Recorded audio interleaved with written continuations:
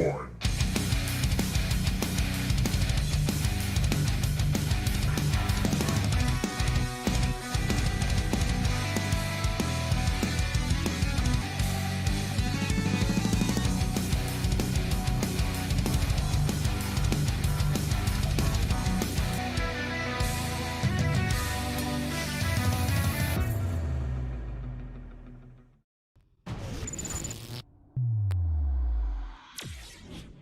All right, what's up, guys, and welcome to another live reactions. Obviously, Riven can't join me today. He is going to be, unfortunately, at work. So I will be taking the forefront today in covering the Gamescom's 2020 event. The opening night is still quite a ways off from the video you see, but they are talking a little bit about certain games. We can kind of go into a little bit of what they're going to be talking about roughly in the little summary sheet here in a bit, but I do want to get started with the live stream, get everyone kind of warmed up for it. While that's working, let me turn this up a little bit. Okay, perfect. Maybe a little bit higher. But yeah, so we're gonna be waiting until the actual event starts. I think the video says about 7 minutes. So we're going to chat a little bit here before we get rolling. Obviously, me and Riven, we're going to be doing a full breakdown of the Gamescom in our Stilly News Network, our SNN. Later, obviously that video will be uploaded sometime, probably in the weekend, hopefully, depending on schedules and whatnot, and you know how editing goes for him. But I'm going to go into a little bit of what to expect from this. So let me go ahead and see if we can do a quick summary on what is going to be showcased on the Gamescom. All right. So see how the chat is. Everything looks good. How's everyone doing? All right. All right. So according to this video, obviously the opening night live starts around 10:30 Pacific Standard. They were going into some unannounced games later. And then some trailer reveals. Project Cars will be revealed as well.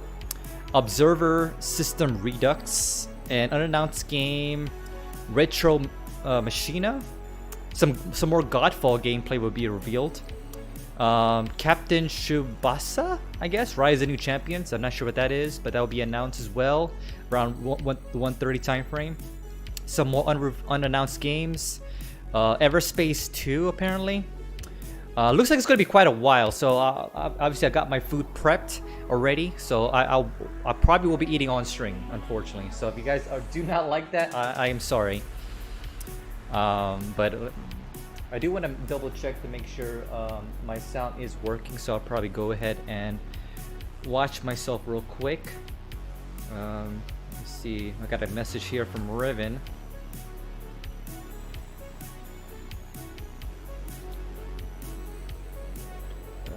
Yeah. Oh yeah, another thing I want to mention too, while I have Riven on the chat here, is we are going to be doing another charity kind of last push for the Blood Centers of America on the 28th, which is tomorrow. We're going to be starting hopefully around 5 or 6 p.m. Pacific Standard. It all depends. We're trying to group to see what was a good time for us to kind of get back together and do that last push.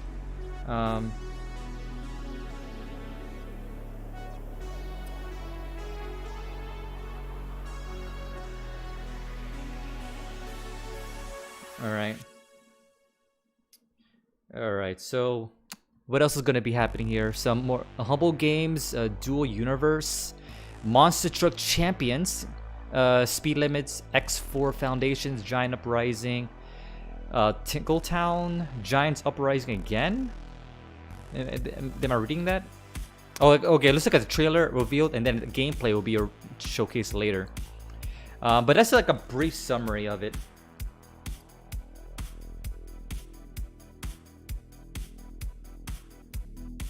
Alright, cool beans.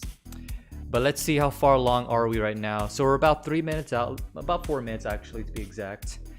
They are showing some stuff here, but I feel a lot of this gameplay has already been showcased.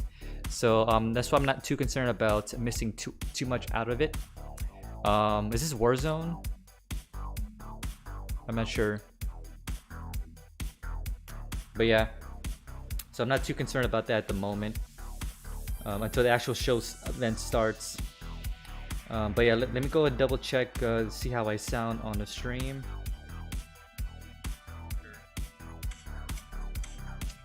But yeah. Okay. I sound okay. Now, it was kind of concerning before because, like, I remember I was doing a live stream.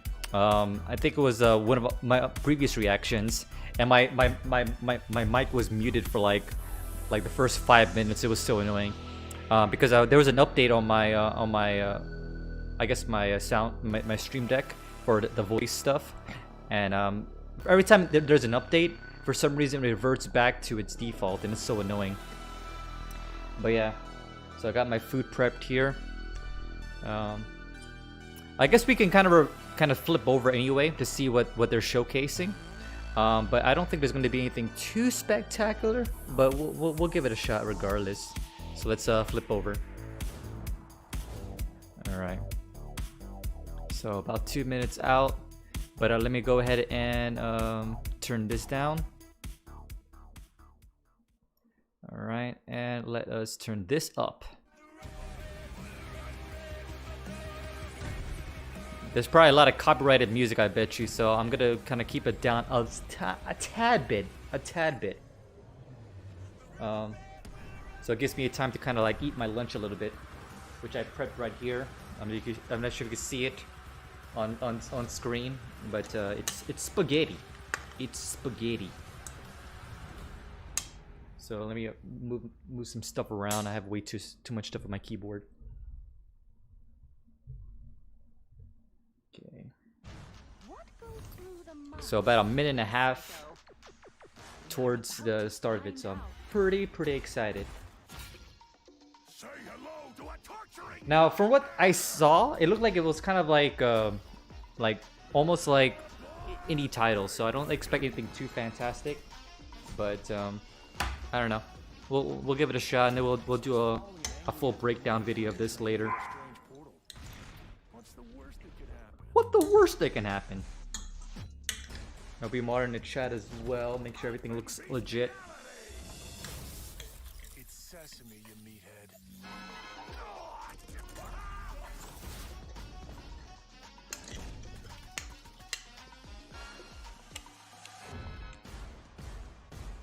I am the meat maestro. I just want to do a quick test here. Okay, it works. Hope you're up for some weird stuff, Vault Hunter.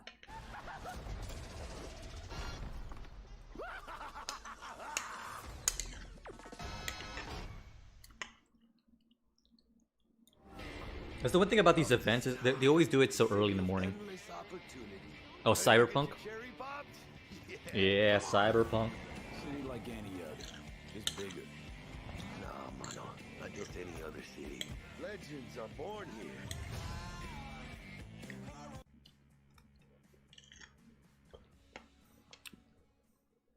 Hello and welcome to the Gamescom opening night live. Okay, let me turn it up a little bit. I'm Kyle Bossman, and this is my hot and stinky apartment.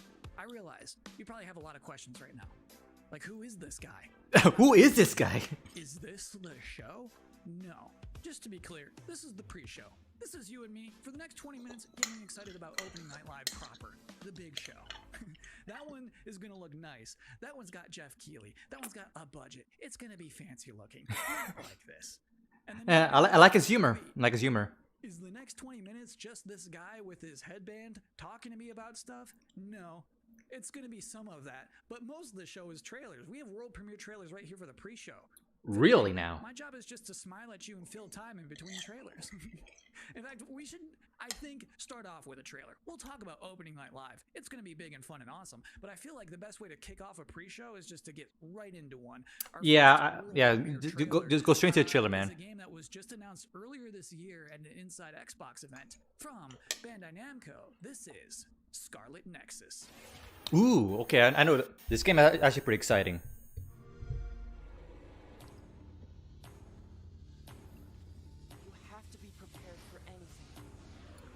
Intruders were just detected. I might turn up the volume a tad bit. Oops, wrong. Because I feel like it's too low. We have to work together. Okay, hopefully that's better. Or the world will be destroyed. We have so many different powers. Let's do this. Let's do this. This game looks really good, though. I'm not gonna lie. Obviously, I'm big into like. Oh, whoa. Wow. Who turned up the volume? Who the hell turned up the volume? What the hell? Okay, that was definitely them on their end. Wow. I thought it was me being low my volume, and then all of a sudden, like, it starts picking up the volume. Oh my god. Kinda has that that cyberpunk feel to it, which is really good. Yeah, everyone in the chat was like, "What the hell is up with the volume?"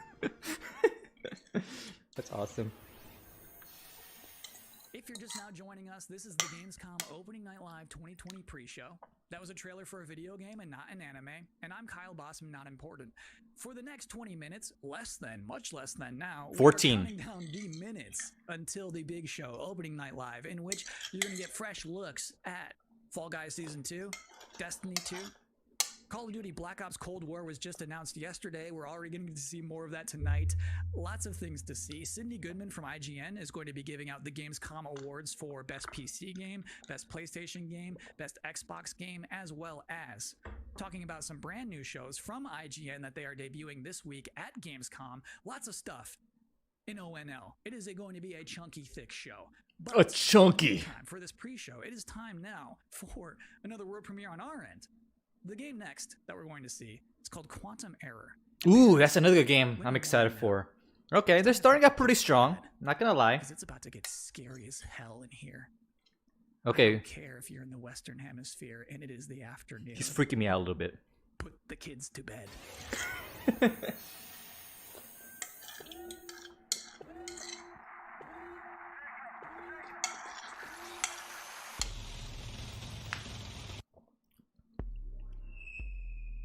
Unreal Engine.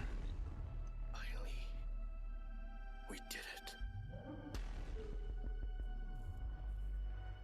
That artifact you recovered.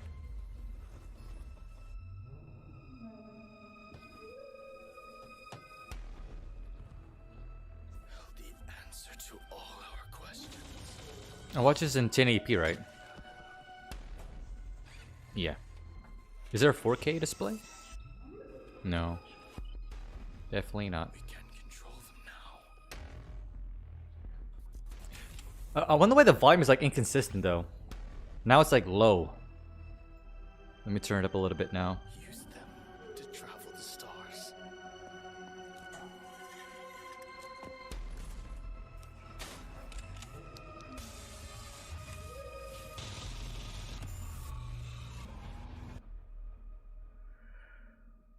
Humanity's reach.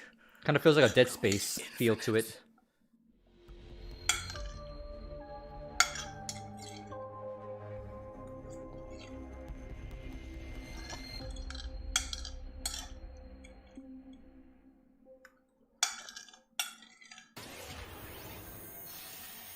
We've got a lot more world exclusive trailers to go, more pre-show to go, an interview with Jeff Keighley. Next up, we have a car brand synonymous with racing and innovation and a key partner of Gamescom for years, Ford.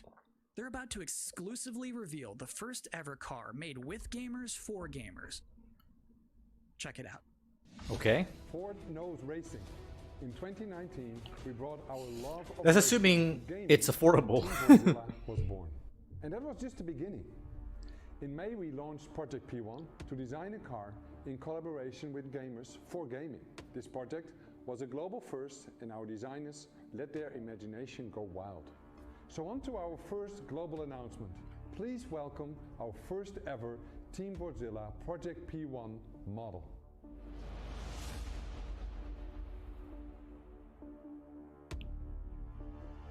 It is pretty sexy. It kind of has that almost BMW vibe as well. I think I remember seeing this actually, or at least something similar to this. Ooh, it has like the glowing stuff in the wheels too. That's pretty sick. That's definitely not road legal.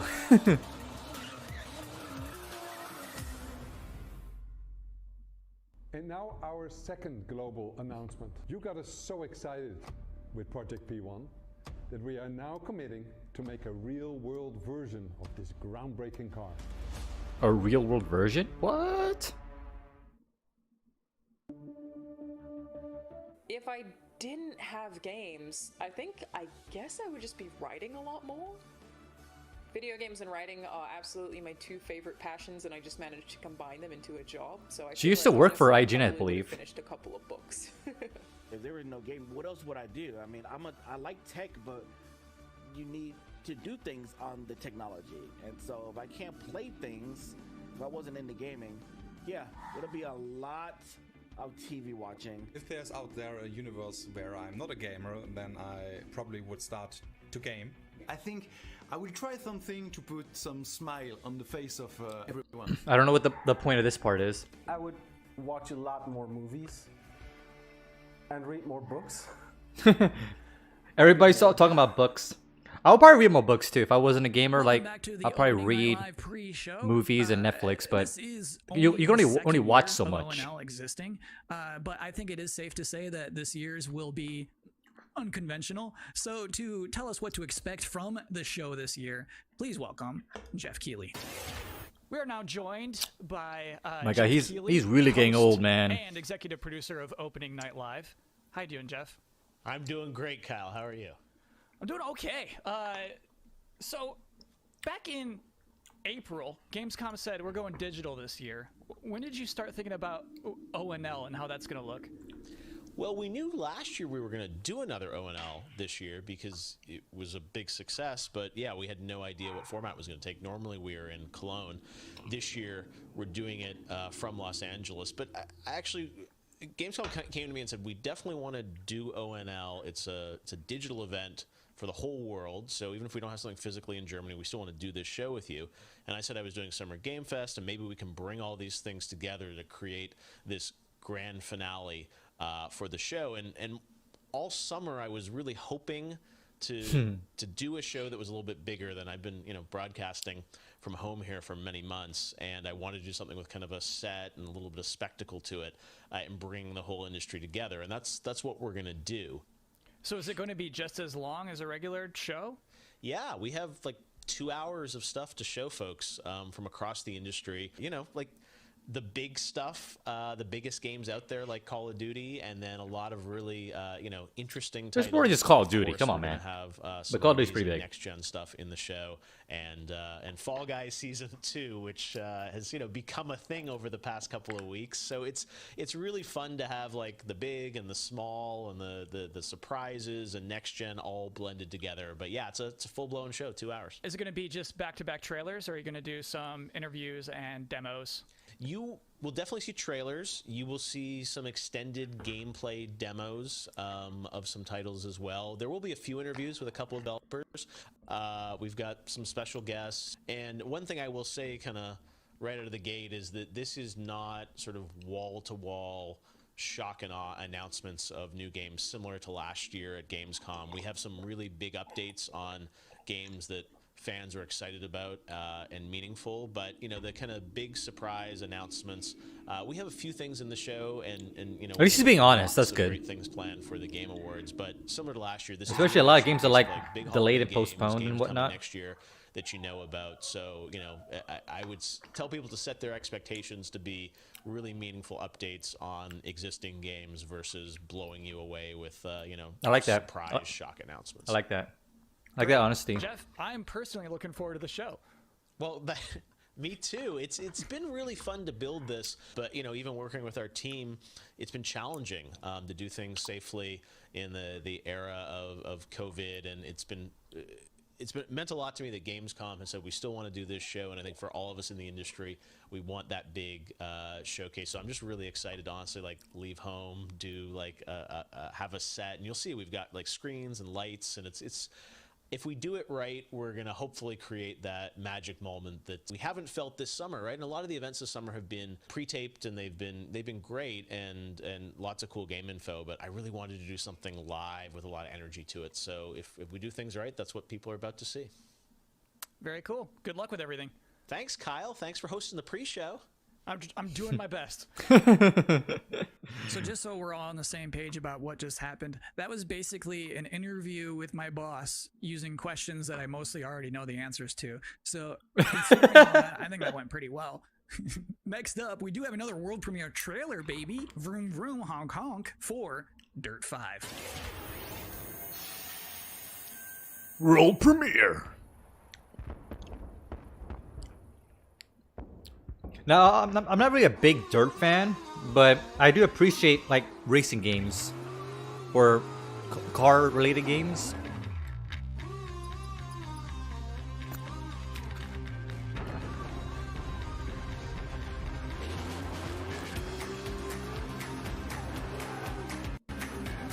Creating your own maps, awesome.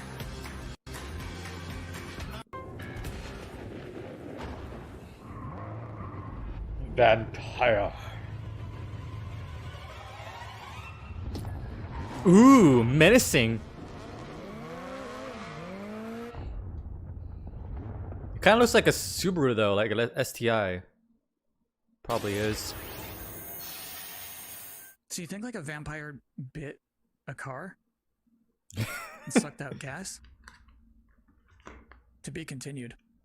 It is now time for the part of the pre-show that I've been reading your live comments. I see them right now. Everybody's blowing up, demanding Kyle's 10 reasons to be excited for opening night live. Well, let's kick it off. Reason number 10 to be excited for opening night live 2020. What a horrible slideshow, by the way. Number 9, Jeff Keighley wardrobe reveal. Number 8 reason to be excited for opening night live 2020. Destiny trailers are usually pretty good. Number 7, it would mean this pre-show is finally over. Number 6, Call of Duty Black Ops Cold War. Number 5 reason to be excited for ONL 2020, Shadow Drops? Potentially. Number 4, Fall Guys Season 2. Number 3 reason to be excited for ONL 2020, actual gameplay from a mysterious PlayStation 5 exclusive. Ooh. Number 2, that's what I said. Everything else in my life sucks right now. And the number 1 reason to be excited for opening night live 2020, Jeff Keighley said it's gonna be good. We have one final world premiere trailer to show off, and this trailer is an announcement of a Switch version of a popular game from 2018 that can only be described as Dinosaursy. Enjoy. What do you say, Dinosaursy? Are you like dinosaurs? You think that things are going to turn out differently, huh? Jurassic Park? Well, the ones before you did too. Because they believe. Oh yes, Jurassic Park. And control. Well, here's the thing. Build your own Jurassic World on the go. Oh, on the go. Oh wait, okay. I thought it was like strictly mobile, not Switch mobile. Really but then again, they had that Switch opening, so I should have figured that out. Life can be tenacious and stubborn. Life will not be contained. Master the complete experience. What makes us such unique creatures? This actually might be fun. Is knowing the power of what we're up against. But I am definitely gonna make a list. Check it twice.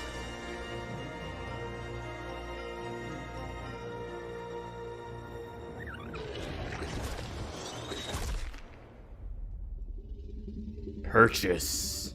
Available for pre-purchase. Pre-purchase or pre-order? Is that the same thing? That's all we have for you in this very pre-show. Please be excited for the actual opening night live, in which you'll see some Destiny 2, you'll see Fall Guys Season 2, you'll see Black Ops Cold War, that mysterious PlayStation 5 demo, some things we've probably never heard of before. I think it's going to be a very good show. I'm personally excited about it. Me.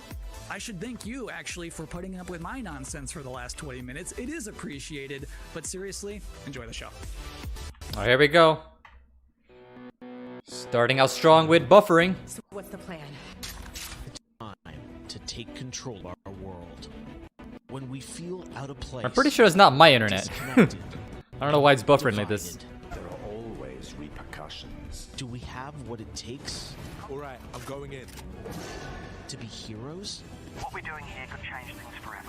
Tonight, we bring the world together. You're with us now. We celebrate who we are This is humanity's chance to repent. and what we are. I'm with you every step of the way. The future of gaming. Welcome to Gamescom Opening Night Live. Opening night. Opening night live. Hello, everyone. I'm Jeff Keighley, and welcome to Gamescom Opening Night Live 2020. Now, this year, Gamescom is, of course, a little different than normal, and I hope all of you and your families are safe and healthy at home. In 2020, He looks younger games here have from the comforted and interview. connected us more than Must be ever. the lighting. With the launch of PlayStation 5 and Xbox Series X later this year, And maybe makeup. games are only going to get better. Well, all summer, I was hopeful we could get to this very moment, a big live showcase filled with more than 35 games to kick off Gamescom 2020. Tonight, you'll get a first look at Fall Guys Season 2 and an extended gameplay demo of Ratchet & Clank Rift Apart for PlayStation 5. I'm actually pretty excited for Plus, we Season might have a 2 for couple Fall Guys. surprises along the way, too. But before we start, I want to acknowledge and thank all the game developers, marketers, and publishers who have worked under challenging circumstances to keep us entertained. This show is nothing without them or my production team, and doing a show at this scale safely is not easy, especially when all of you at home have some pretty insane expectations. I hope tonight reminds you why you love to play games. And with that, we're going to move on to our first game with a game that was just announced yesterday, Call of Duty Black Ops Cold War. And joining me is Dan Vondrak from Raven to tell us about the game and give you an exclusive sneak peek.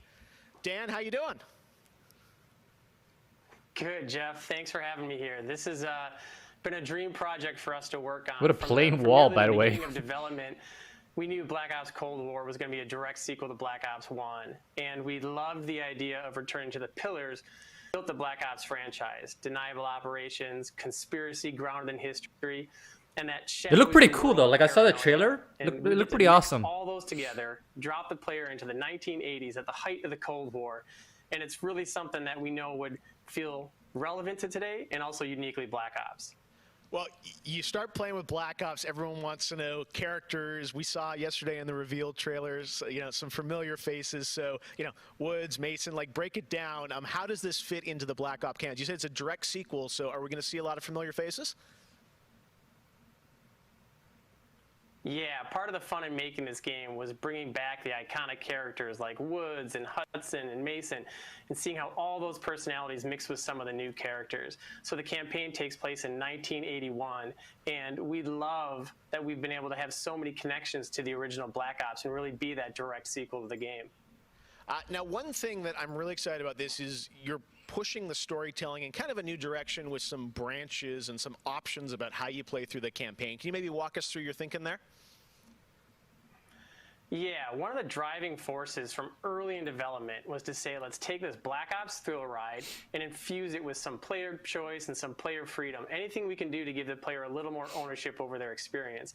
So that starts with allowing the player to create their own character for the Cold War campaign. Ooh, they can that'd be name cool. them and pick a military background and really pretend they are that Black Ops soldier that they want to be. From there, we wanted to take some of our missions and infuse optional objectives, multiple paths, and some player choice moments inside some of those missions. And it was fun to find that balance between the hard-driving Call of Duty action and these more non-linear experiences inside some of the missions.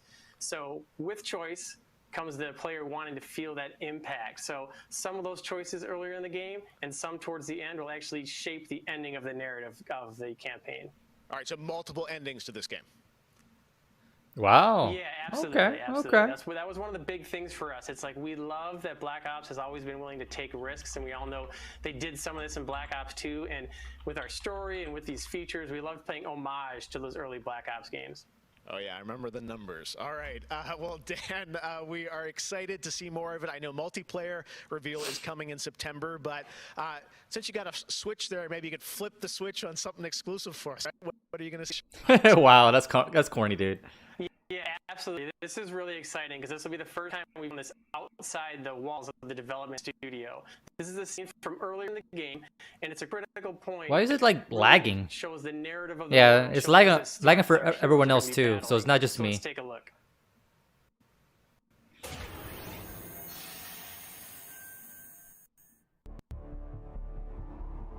"1943. I think we saw this trailer already. This is I don't think this is new. Stolen from Los Alamos by the Russian spy known as Perseus. 1968, the Vietnam War.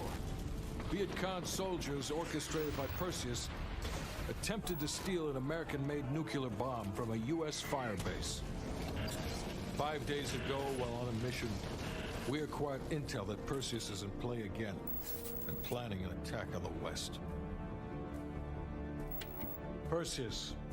The CIA's analysts consider him to be the single largest threat to the free world. Also, the quality looked like it got degraded. Mr. Hudson, we're all aware of Perseus.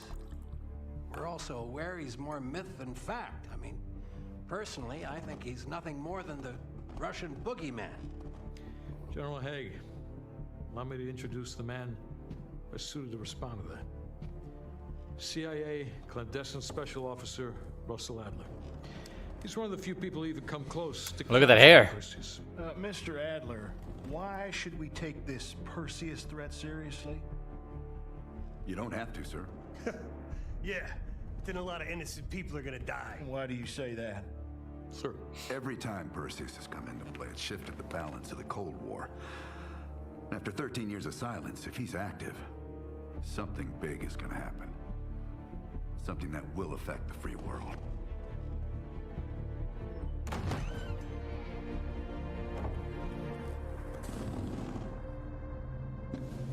Oh damn. The president, Ronald Reagan. Mr. President. Sir. Mr. President. Mr. President, this is Jason Hudson and Russell Adler. I know their names. Who do you think approved their last mission? I wonder who did the voice for Ron Reagan. Or did Ron Reagan actually play him? Can you stop Perseus? We can, sir. I've already submitted the requisition for my team. Sir, their requests are highly irregular. Most likely illegal if the press gets hold. What the hell are you talking about?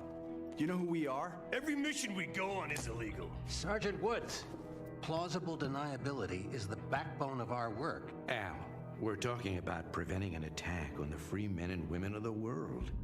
Give Mr. Adler whatever he wants. Gentlemen, you've been given an important task. Protecting our very way of life from a great evil. There is no higher duty. There is no higher honor. Yeah, I wonder who did his voice. People will know of your struggles. Rest assured, the entire free world will benefit. I know you won't fail us. Sounds good though. Yeah, I wonder who did his voice. I gotta research that later. What the hell what is it? Black screen? What the? What happened? Okay. What is up with the? Haruna struggles to understand Okay, here we go, we're Mysterious back. innate abilities to manipulate the unseen. Check out this first look. Okay.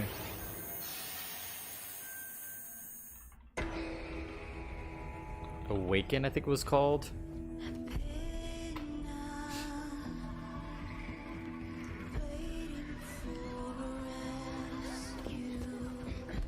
Yeah, I'm looking at the chat right now. It's like lag, restart, refresh, WTF.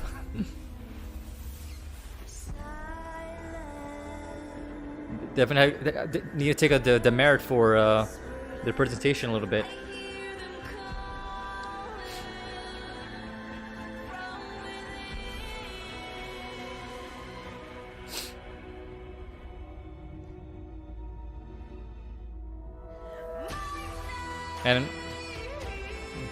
sucks with the copyrighted music though. Or whatever. Unknown 9. Awakening. That was Unknown 9. Why is it 9?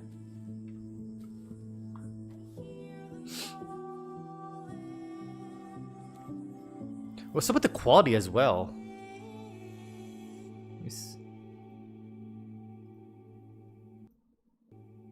Okay.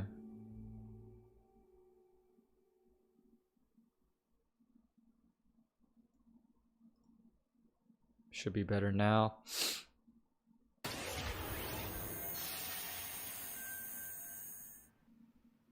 All right, let's get to the gameplay. One of this year's biggest games has been Doom The Ancient Eternal. Gods. Tonight we've got an exclusive first look Doom at the Eternal. campaign expansion called The Ancient Gods Part 1. Check this out.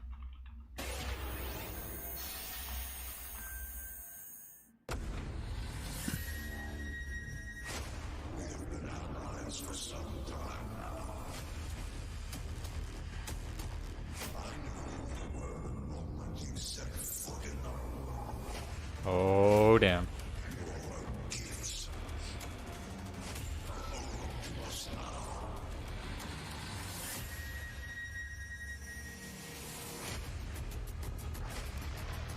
The Slayer has arrived. Please proceed with control, but assertive aggression. Blood and violence.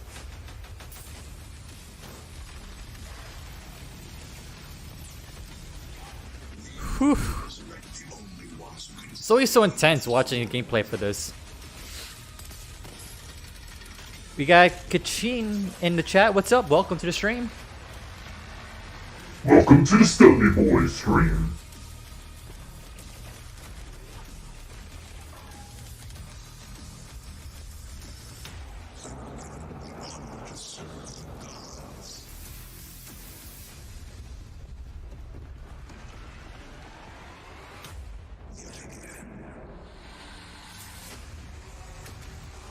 Now the fact this says part 1, and I think this is also free as well. I don't think they do paid DLCs. So it comes out October 20th. So we'll see. Looks good though. 2020 marks the 25th anniversary of a legendary game studio, BioWare. Tonight, Casey Hudson and the team wanted to give everyone around the world a little taste of what's next. I mean, BioWare's kind of been falling apart a little bit, so... Hey Jeff, it's great to see you again. You know, 6 years ago, we were on the stage with you at the 2014 Game Awards, accepting the Game of the Year for Dragon Age Inquisition. And since then, we've been imagining new ways to use next-generation technology to bring the world and characters of Dragon Age to life. We're still in early production, but we thought it was time to give you the very first look at how BioWare's passionate team of developers are crafting this very special game. Another Dragon Age? I mean, it always looks so good, but then, I don't know, like when I played Inquisition, I wasn't really that impressed with it, honestly. And turn from a company of 35 people to a company of more than 300 people. There's amazing people in the industry. There's amazing stories to be told with other people. I love that character so much. We're very experimental here at BioWare, so we're always coming up with new stuff. We're always trying to improve, innovate, and bring new characters to life for our players and fans to enjoy. Concept art. The world of Dragon Age really has got it all. It's got frontier stories, it's got mystery, it's got hard-boiled detective stories. I mean, it always feels epic though, I'm not gonna lie. And you always like get hyped for the game. In the Dragon Age world, and you're saving people. Dragon Age to me is a wonderful world to play in. I am really excited about the future of Dragon Age. This is an original world, original flora, original wildlife, original architecture. That makes it fun to explore and discover. In the next Dragon Age, we get an opportunity to see new things, new places, and interact with people who lived and grew up in these spaces as well. Doesn't look like they have any like gameplay per se. It's just concept art. When you don't have power?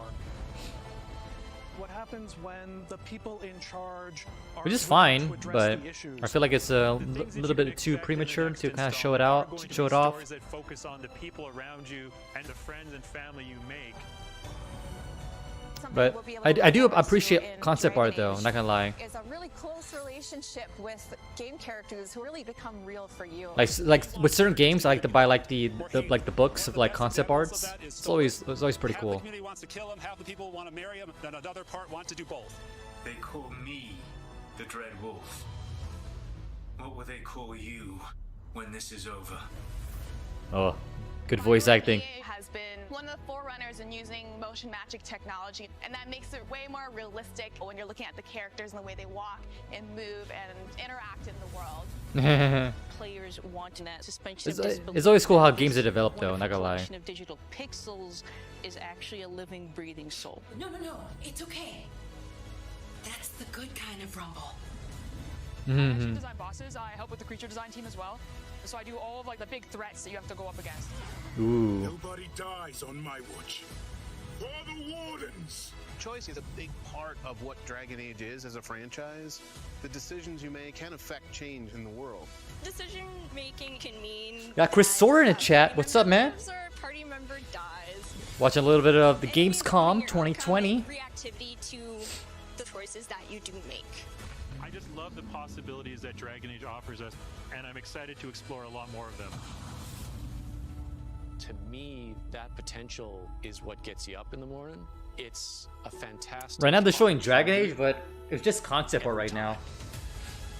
It's cool to look at, but I feel like they kind of premiered it a little bit too soon. Next up, it's time Until we get some gameplay for it. special.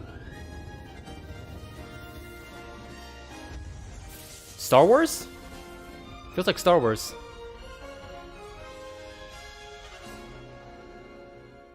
Oh my! Oh no, it's not Star Wars. Oh I should. Oh yeah, Back to the Future theme song. That's What's his name? Back to the Future. I'm Emmanuel Brown, doctor of physics, not of medicine. And damn. You look so old. Rick and Morty. Yeah, we know who you are, but what are you doing Jeff, here? I did come back from the future to this precise moment on August 27th, 2020, because it's imperative we launch Surgeon Simulator 2 right now. And what exactly do you have to do with Surgeon Simulator? During the mid-20th century, some friends of mine My guy looks so from old. Shire University We're gonna go back to the future, Marty. The future. otherwise known as That's my Surgeon Simulator voice acting. Probably not that good. 70 years later, we've digitized the experience. It's unbelievable. You can access the program through your computer and then be medically trained from the comfort of your keyboard. And it's available as of great Scott, this very moment. In this very moment. I want a world premiere, a few examples of some of the incredibly successful test subjects who have already completed the course. So you're saying a world premiere Doc will save our Brown. future? Only time will tell. And speaking of time, I'm off to another world premiere, Avengers 26, The Return of the Son of Thanos, opening 2077. And with that, I leave the fate of the human race in your hands. Just make sure you play Surgeon Simulator 2 now. Doctor's orders. That's adorable. That's adorable.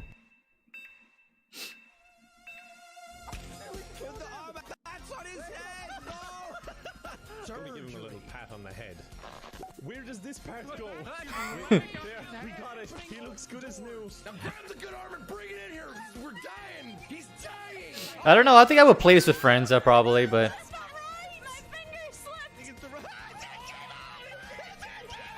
Jesus Christ! Put it back! checks at the guy. Okay, okay. Doc Brown introducing Jacksepticeye playing Surgeon Simulator, only on opening night live. All right, well, if you thought that crossover was kind of crazy, wait until you get a load of this next game announcement that I don't think anyone probably saw coming. Check this out. World premiere. Heads up. Is this wait a minute.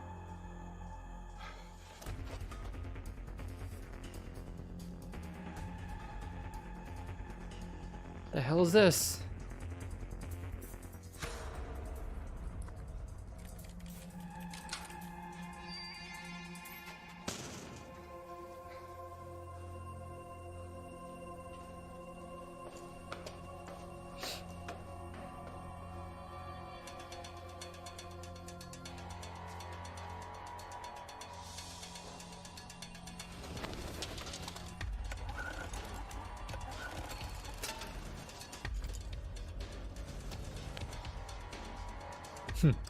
The Last of Us 3.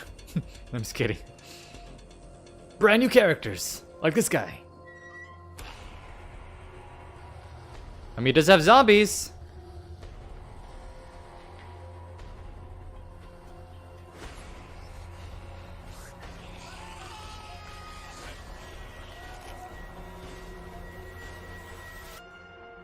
Bridge Constructor, The Walking Dead. What the hell? What is this? Bridge Constructor Simulation?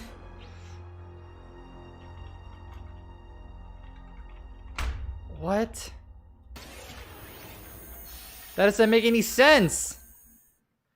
Tonight is just the start of Gamescom 2020. Over the next 3 days, there are more streams from IGN and Webedia with in-depth looks at games, a digital cosplay contest, and some special new shows just for Gamescom. Your portal for all things Gamescom this year is Gamescom Now, which you can check out at gamescom.global.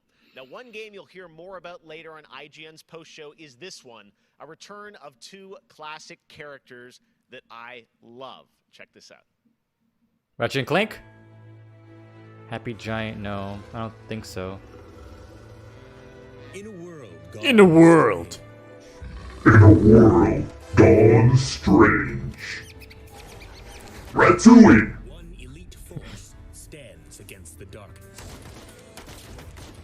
What is this? But even they could use some help. Here, slip on this little beauty for effect. Sam, I'm blind. Oh, hello, miss. What is this? I'm not really feeling this one. Is that what's called Happy Giant? The return of Sam and Max. Yes. All right. And now it's time to say hello to my wonderful co-host for ONL from IGN. Please say hello to Sydney Goodman. Thank you, Jeff. What's up, everyone? I'm Sydney Goodman, and I am thrilled to be here. Gamescom is always such a fun event, and throughout the show tonight, I'll be telling you about all the different ways that IGN is involved in this year's festivities. But first, I have an award to announce. The winner of Best Nintendo Switch Game is Little Nightmares 2. Huge congratulations. Like I said, IGN is going to be here for all of Gamescom with great shows such as Gamescom Little Nightmare Studio, where you can find me and my co-hosts for all day long games content, interviews, dev talks, and more. Plus, we have Gamescom Awesome Indies, the show with and for indie developers. That premieres Saturday, August 29th at 7 like the p.m. music. Central European Time, so be sure to tune in for more announcements and special guests. And now, let's go back to Jeff for our next big world premiere. World premiere! Awesome. Thank you so much, Sid. We are so excited to see what's in the Gamescom studio and also Awesome Indies, and I'm going to be on the Daily Show tomorrow, so looking forward to that. All right, well, on to our next game. World of Warcraft, really? World of Warcraft expansion, players will journey beyond the mortal world of Azeroth. I never got into World of Warcraft though, but it's good that they're still like doing expansion. Of an entire Warcraft universe. The infinite realms of the Shadowlands are watched over by different factions, known as covenants, each holding dominion over a different aspect of the afterlife. And depending on how someone lived their mortal life, they may end up as part of one of these covenants when they cross over into the Shadowlands. Today, we're excited to give you a closer look at the noble and pure Kyrian Covenant from the realm of Bastion, who are charged with carrying the souls of Like the dead Sebastian? into the beyond. So sit back and get ready for the world premiere of Bastion, the first in Blizzard Entertainment's new 4-part series of animated shorts called Afterlives. Enjoy. Afterlives? Okay.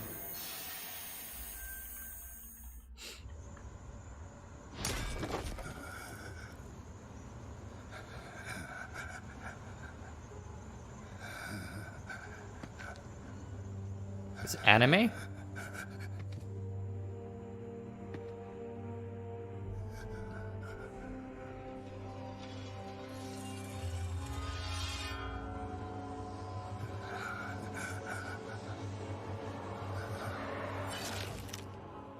Light, save my soul. Afterlives, Bastion.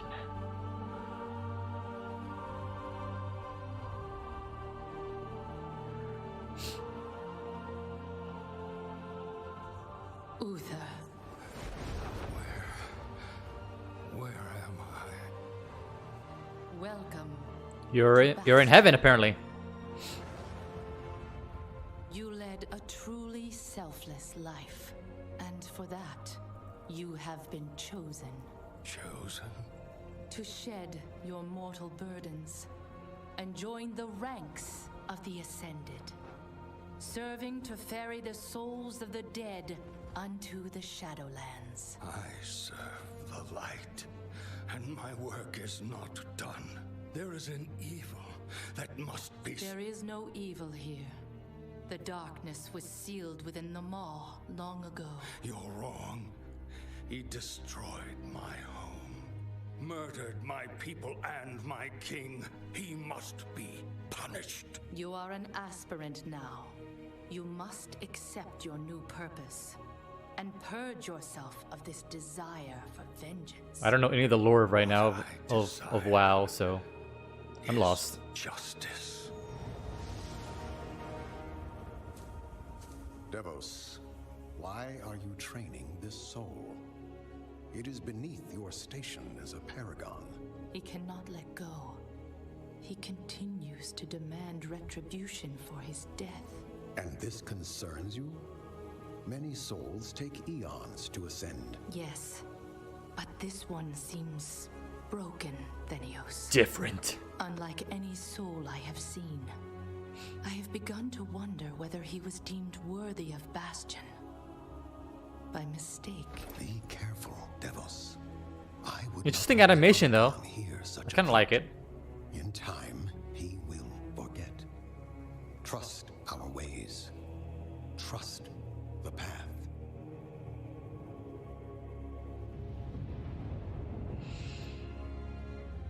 Devos, how long must we train? Until you are ready to ascend. And what But I am ready. is keeping me from ascension? Nothing but the memory of your mortal life. How can I forget when I can still feel his blade? Your soul is wounded? Who did this to you? He was my student. He betrayed us all. Show me.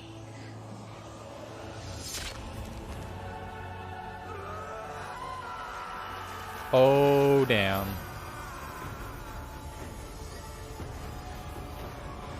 The evil.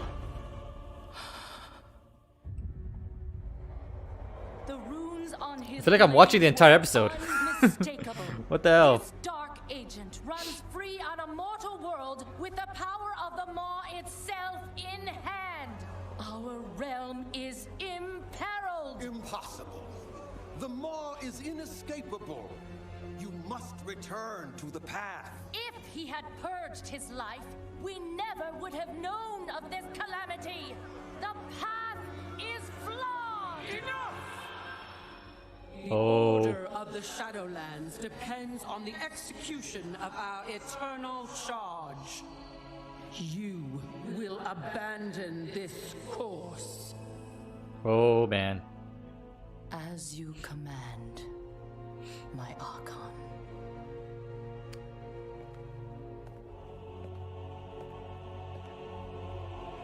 Look at those eyes. She's not. The time of your ascension has come. I thought I was not ready. Do you wish to see him punished? I do. Then prepare yourself. Oh damn. She disobeyed. I think. I'm not really following this story that much. We're literally watching the entire like preview, which is kind of cool if you're into that World of Warcraft stuff.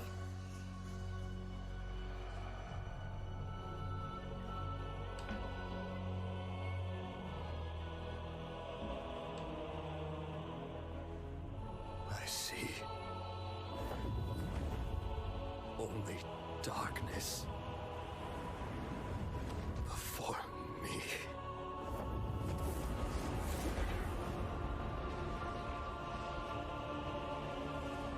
Now, cast him into the maw. Return him to the darkness he served.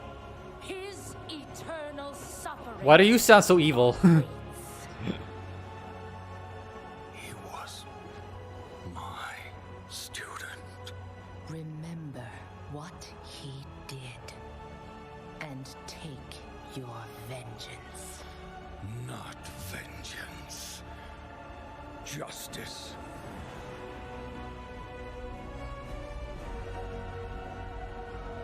This is I think it's gone a little bit too long. It looks cool though. Very very thumbnail-y. For sure. Shadowlands. Pre-purchase now. That's a long trailer, by the way. All right, hope you guys enjoyed that exclusive look at Bastion. Now, we know many of you can't wait to experience Shadowlands, and our friends at Blizzard want you to know the wait is almost over.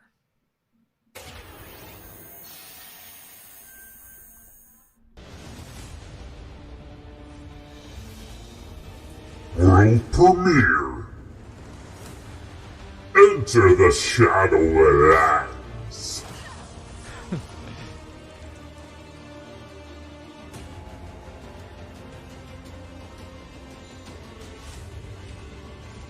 It's always interesting to like see some of this stuff.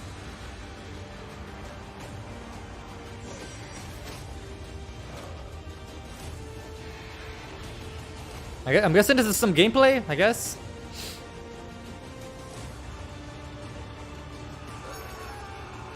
I know some friends of mine that are still playing World of Warcraft. That's an expensive hobby, by the way. Cause don't you pay like a monthly subscription for this? I wonder how much it is. So next 2 months. October 27th, it is official, and we have so much more opening night live still to go for you. Ratchet & Clank, PlayStation 5, much more. Stay tuned. All right, but now it's time for the announcement of a new universe that is coming to gaming for the first time with a project from a Canadian studio. Check this out. Canadian studio. They have returned. They corrupted. Divided. Conquered. Until finally, the gates of the celestial realm were thrown open. Our last remaining hope, the Stormcast Eternals. Vengeance made manifest.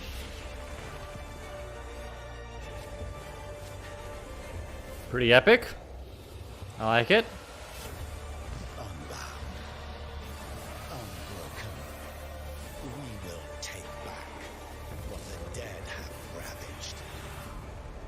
Oh, Warhammer. Is this the one that Chris Mayu was looking forward to?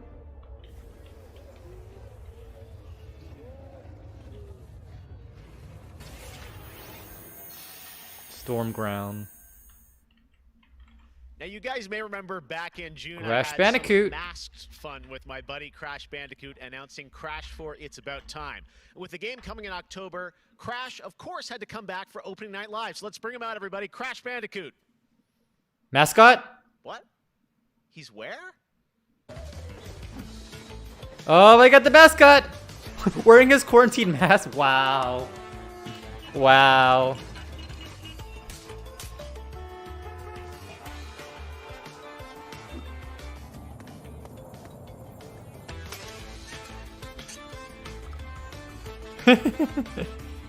That's cute.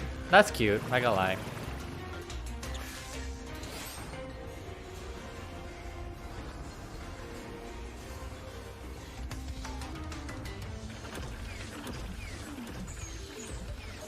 The hell was that?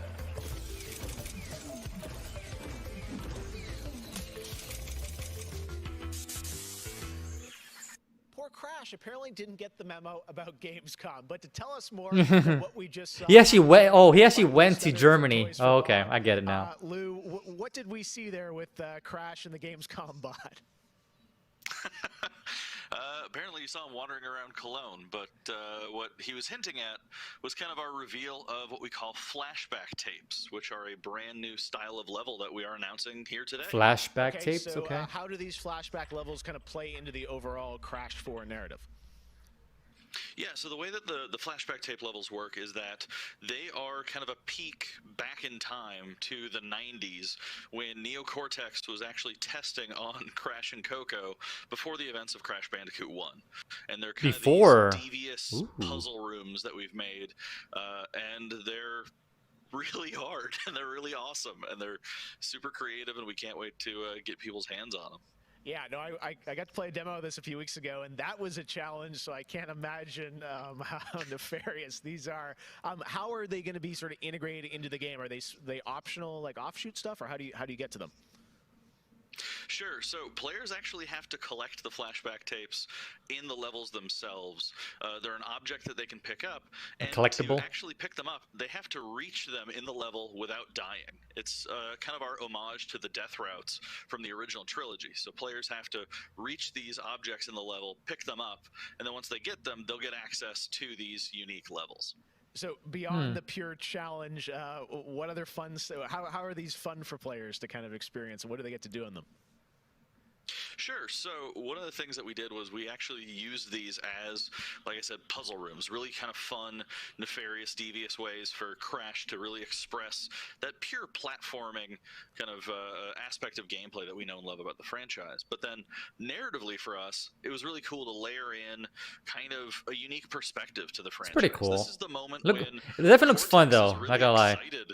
About the prospect of Crash being on his team, because Crash was originally created by Cortex, and so this is a weird point in time that's never really been explored in the games before.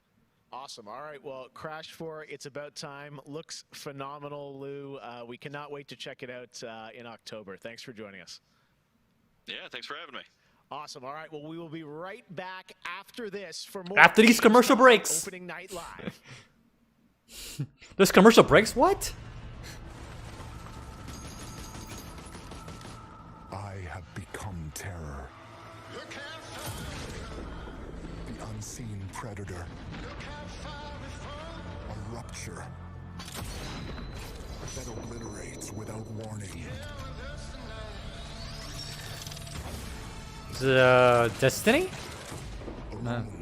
A lot of these games are like looking like very familiar, so I'm like, it's hard to differentiate certain games with like unique IPs. I don't think this is Destiny though,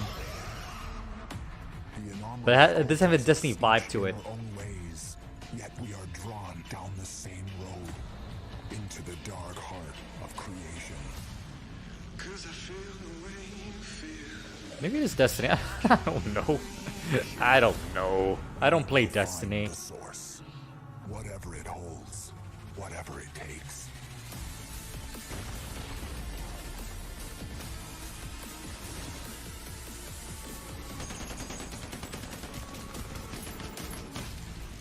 Headshot. Woo! My God, violence.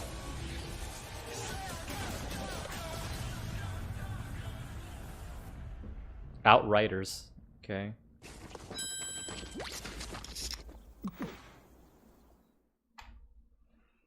Red Bull gives you wings. Welcome to the hyperscape. So they actually gave us. They're actually doing commercial breaks right now. Really? Come on, dude. As a champion.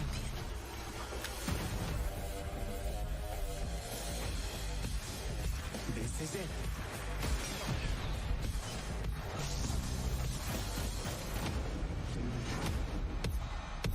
Time to party.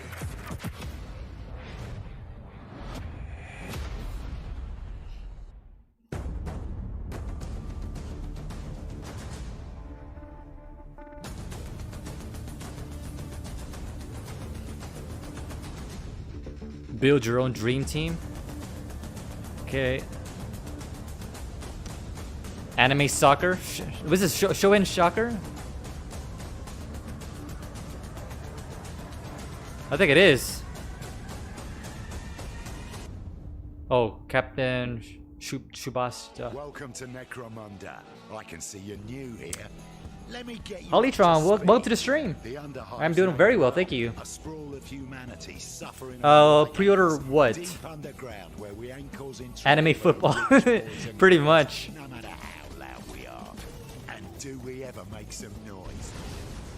Every Orlok says they could shoot. Yeah, they're actually showing like commercial breaks right now. We're actually off the break right now until we get back into Gamescom 2020 with the hosts. But when their armor, blood, skin, and will are of iron, it's a potent combo. Why would someone like you want to know about an all-female gang of psychopaths, drug dealers, killers, cloners, and... Oh, makes sense. And Escher will cut you up just for the fun of it. Goliaths are big. That's it. Anything smaller than them doesn't deserve to live. And they're just as happy filling you with lead as they are smashing you to pieces with a power maul. Now, mixing that whole pot together in a place like this, you can imagine what happens. That's funny. Warfare. For wealth, for power. Hell, sometimes just for fun. So, think you're ready? Necromunda Under Hive Wars comes to PlayStation 4, Xbox One, and PC on September 8th. 5 hours till it will be out. Jogos, além de realidades virtuais, Which game are we talking about? fidedignas e realistas, eu acho que também se encontra em formas You mais talking about expressivas the anime e football or absurdas, different quebrando game? cada vez mais esses paradigmas de formato de videogame que a gente tem e sendo usado mais do que nunca como uma ferramenta de expressão artística. I envision the future of gaming to be quite bright and The future quite of gaming. online. The next generation of console will clearly How would I think about future gaming? Probably maybe like more AR stuff and more VR stuff, I would imagine. But then again, it has to like people have to kind of like welcome that more. Oh yeah, that one? Yeah. I don't think you'd be into that kind of game. Interesting. I have to see some more gameplay on it to like give me more hype for it. But it looked very interesting though. Interage com os games, tudo em busca de experiências mais imersivas. And I'm also hoping in the future of gaming as well is like they're less focused on graphics and more on gameplay. You know, one of the things I love about opening night. I mean, it's cool to have a good graphical graphical game, but also smaller titles that should be it's not always about graphics. So pay attention to this next game. It comes from a team of two in Sweden, Tuxedo Labs. Over the past 3 years, developer Dennis Gustafsson has built his own game engine to realize his vision for a fully destructible game world. Ooh. What he's building has absolutely blown me away, so I asked Dennis to prepare a special trailer just for tonight. I hope you're equally inspired by the ideas. Did Dennis in this do it? Next game, definitely one to watch. Teardown. Tear down. Okay. Kind of like I talked about before. Me and Riven will be doing a full breakdown video of this in our when we do our Stully News episode. But right now I'm just doing the live reactions because obviously Riven is at work at the moment. Well, it kind of feels like a Lego feel to it. Destructive Lego feel.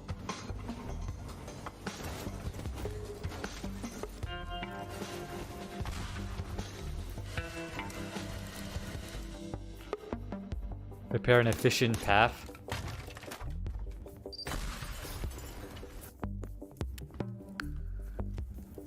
Interesting. Okay.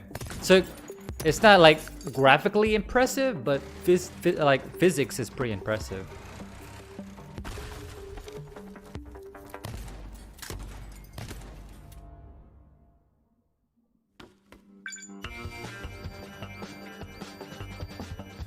I don't know what he's trying to do.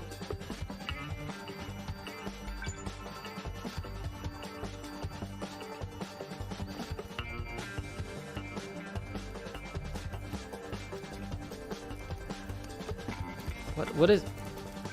He's collecting those or something? Making mini games?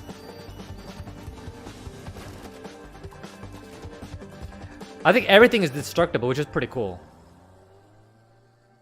Oh, tear down. Yep. I thought it was takedown. That's pretty cool. I like the physics in the game. Last year, yeah, seriously. Live, we announced Little Nightmares 2 to Ooh, the Little. world. Well, the team at Tarsier Studios hasn't shown anything since, but that changes right now. Little Nightmares 2. I never played the first one, but apparently it won Switch Game of the Year. With more to come throughout the week at Gamescom, including a live demo on Gamescom Studio tomorrow. Another thing with the whole Gamescom, me and Riven, we probably could have covered the entire Gamescom because I think it encompasses like 3 days. But for sure today we're covering. And if there's anything like super interesting on the other days, we'll definitely cover it in our following Study News episode.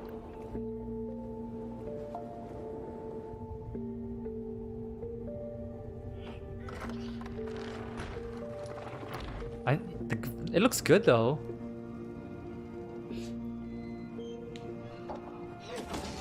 Is it only out on Switch? Or I would imagine it's also on PC as well.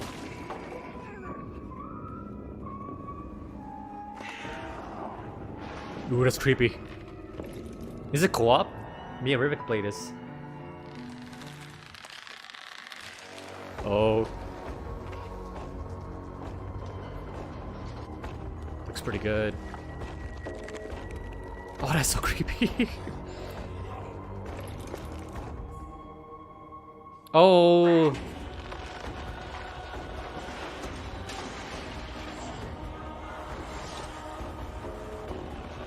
This looks good. I like this. Oh, that's so creepy.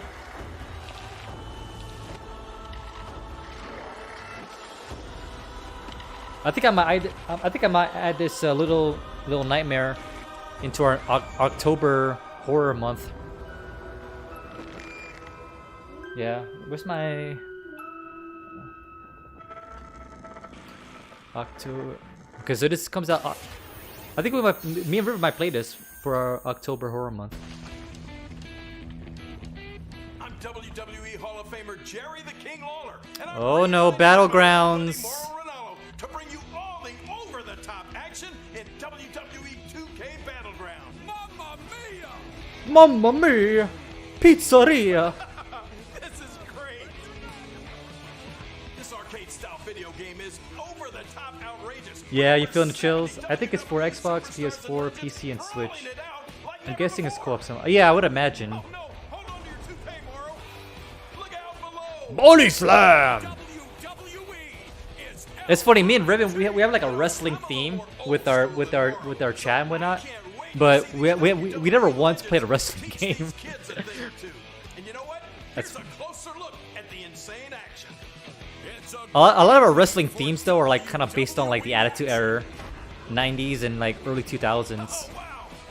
Not so much of the newer generation wrestling, but I still watch it for the most part. Undertaker.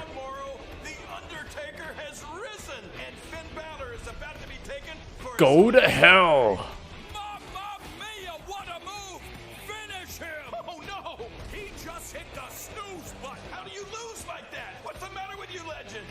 This is just an example of the pandemonium that you're gonna experience when you head to the battlegrounds. Woo, that's a big toy hammer. I'm getting serious JoJo Bizarre Adventure vibes. The whole effects around the characters. Yeah, yeah.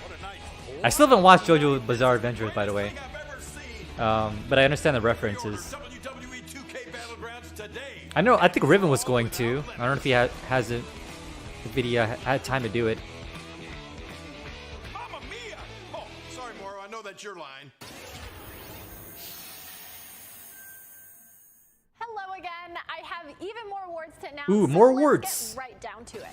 The winner of Best Action Adventure Game is Watch Action Dogs Legion. Action Adventure. Watchdog Legions. What do you say? Oh, who actually selects these winners, by the way?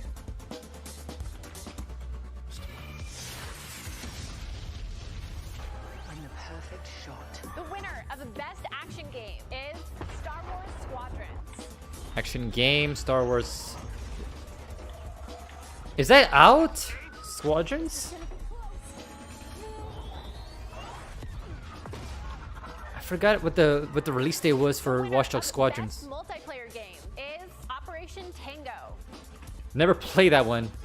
Operation Tango. It takes two to save the world. Best multiplayer, apparently.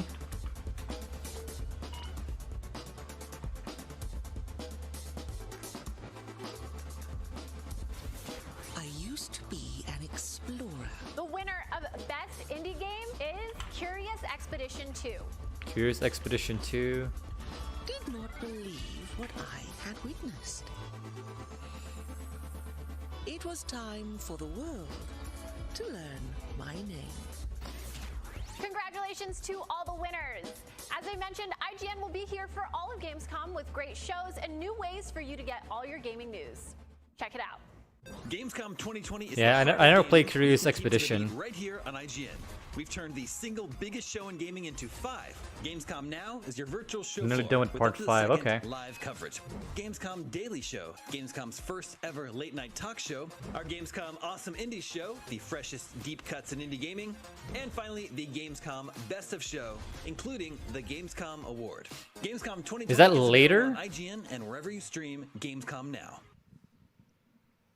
That must be later in And now it is Gamescom. time to talk about that Best Action Game winner, Star Wars Squadrons. This is a new immersive space combat Yeah, I don't think game. how is that the Motive winner Studios and it's not even delivers out the yet. ultimate Star Wars pilot How can you fantasy. nominate that We as the missed winner? those. In Squadrons, you'll suit up and fly for both the New Republic and the Galactic Empire across intense 5v5 How are you choosing your winners, battles, guys? as well as an That's all-new not fair. authentic single-player That's like giving story set the best game of the year, Cyberpunk, and it's not even out yet. Return of the Jedi.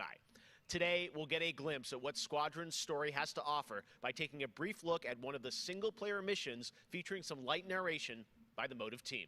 Let's check it out. People have early access. That's true. That's true, but still. We all choose our path. Light or dark.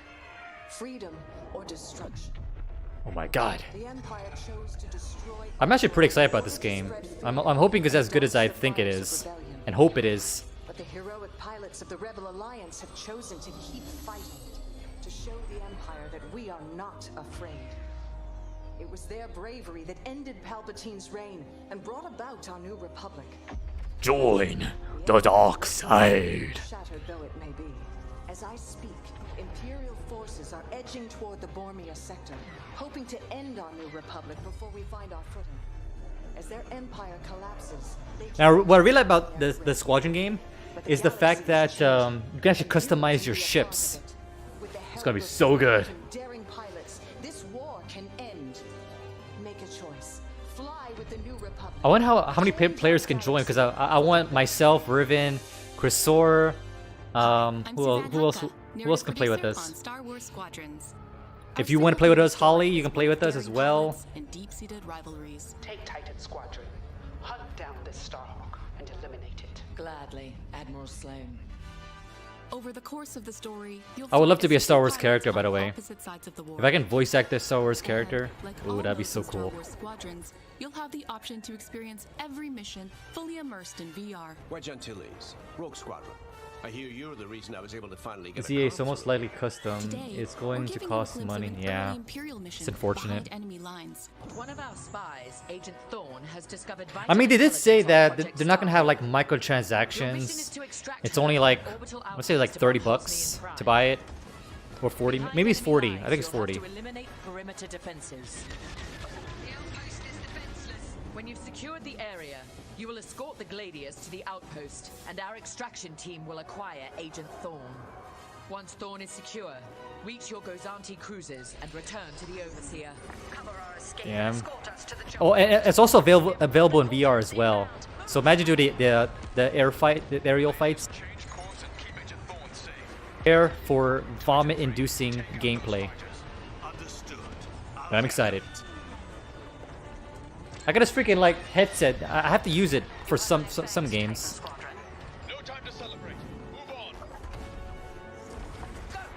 Really? That's something I talked about before as well, Holly. Is like a lot of the games nowadays kind of feels like they're starting to look similar. Like there's a game called Outsiders, and it's like, is this Destiny? It's like, no, it's not Destiny. I need you focused and ready to go. From bombing runs at the Nadiri dockyards to setting A lot of this gameplay we already seen before in one of the conferences, but it still gets you pretty hyped for it, not gonna lie. for years to come. I look forward to seeing you in combat October 2nd. October 2nd, okay. Pilots wanted. Nice. Alright, gotta put that in my reminder. That is not all EA has to share from a galaxy far, far away today. At Star Wars Galaxy Edge, you can enter the world of Batuu, where you can visit Oga's Cantina or jump into the Millennium Falcon on a run to Smuggler's Cove. It was this incredible adventure at Disneyland Resort and Walt Disney World Resort that inspired The Sims' latest game pack. Check this out.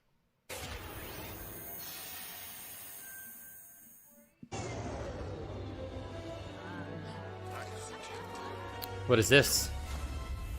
Mobile game? Oh no, The Sims? They're adding to The Sims? Sure.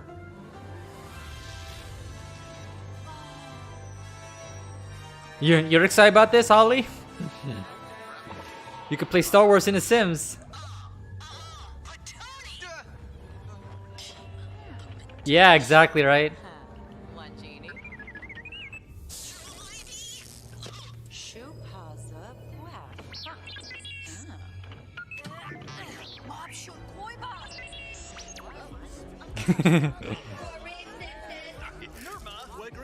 They're already outfits.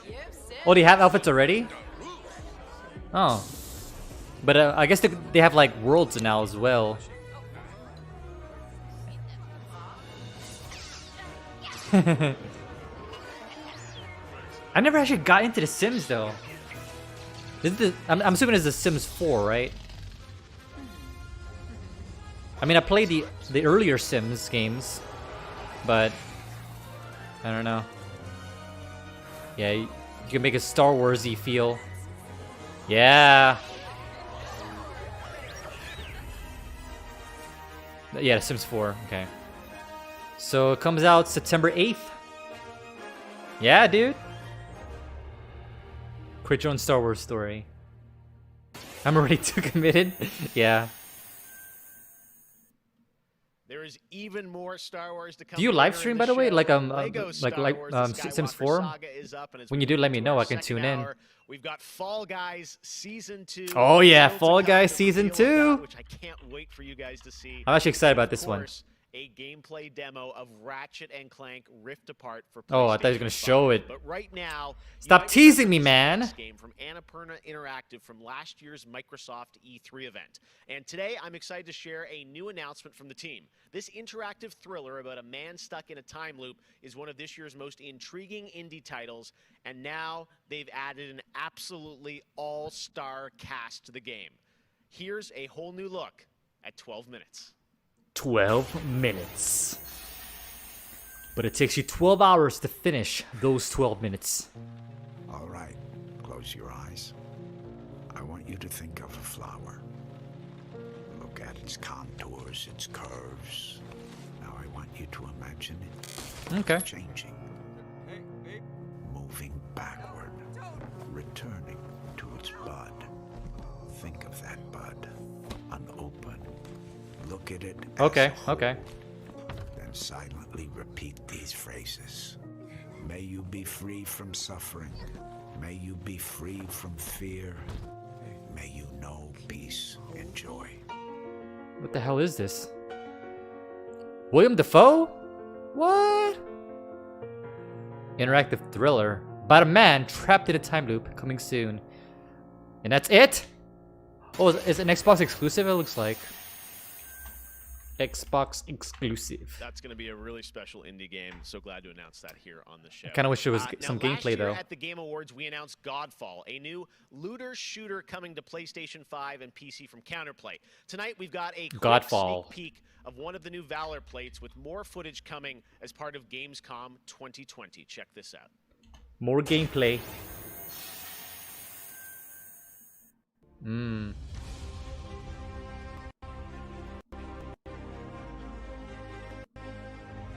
It's a little bit of a lag there. My god, he looks adorable.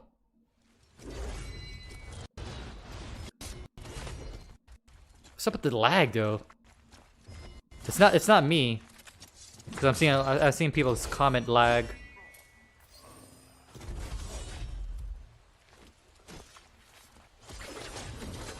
We already saw a lot of gameplay during the... That was it? We have much more O&L Well, what the hell was that? Looks at Lego Star Wars, That was like The literally 5 Skywalker seconds of Saga, nothingness. Fall Guys Season 2.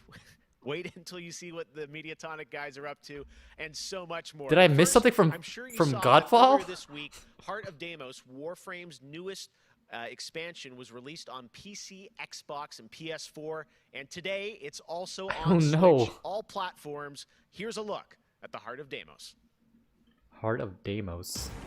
Expand. Explore. I think they jacked up in Gamescom. You're like, oh, don't show it on Godfall yet. Stop it! Stop it now! But that was what it wanted to. God of Deimos. It raged unchecked. Ooh, headshot! Bone. Flesh. Life. We are infested with it. Discover the madness. Discover the madness. What? Visitors? Now, the gateway is failing. The jaws close. The final heartbeat approaches.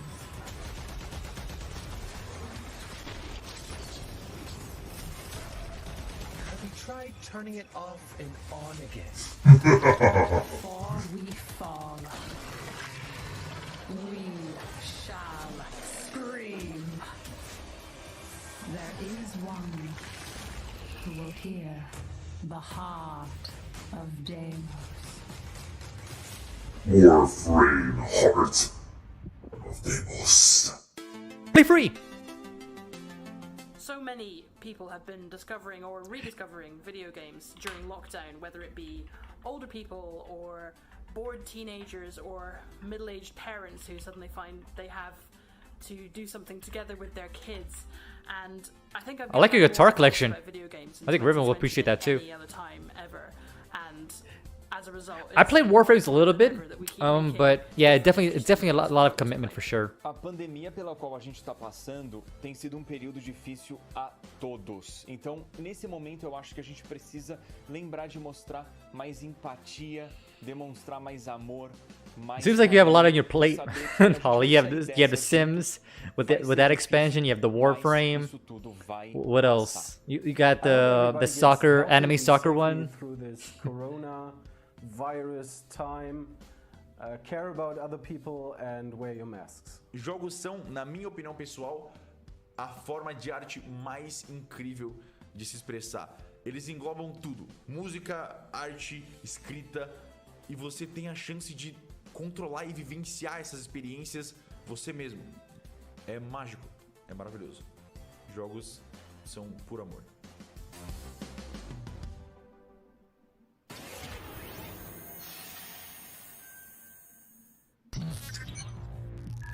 Modus Studios, Brazil.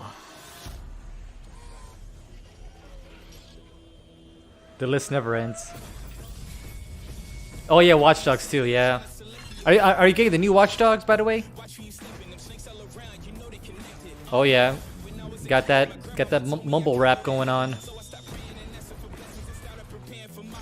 That always matches with every gameplay. Sprinkles.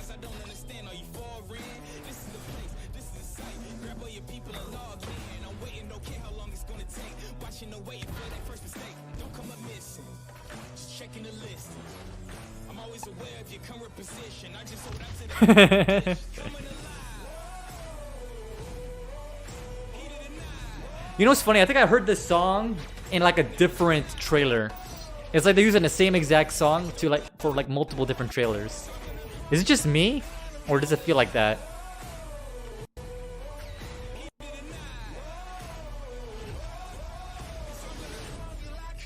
Override 2.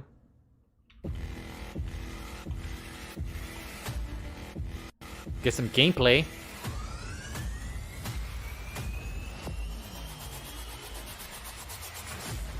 Special crossover announcement coming in September.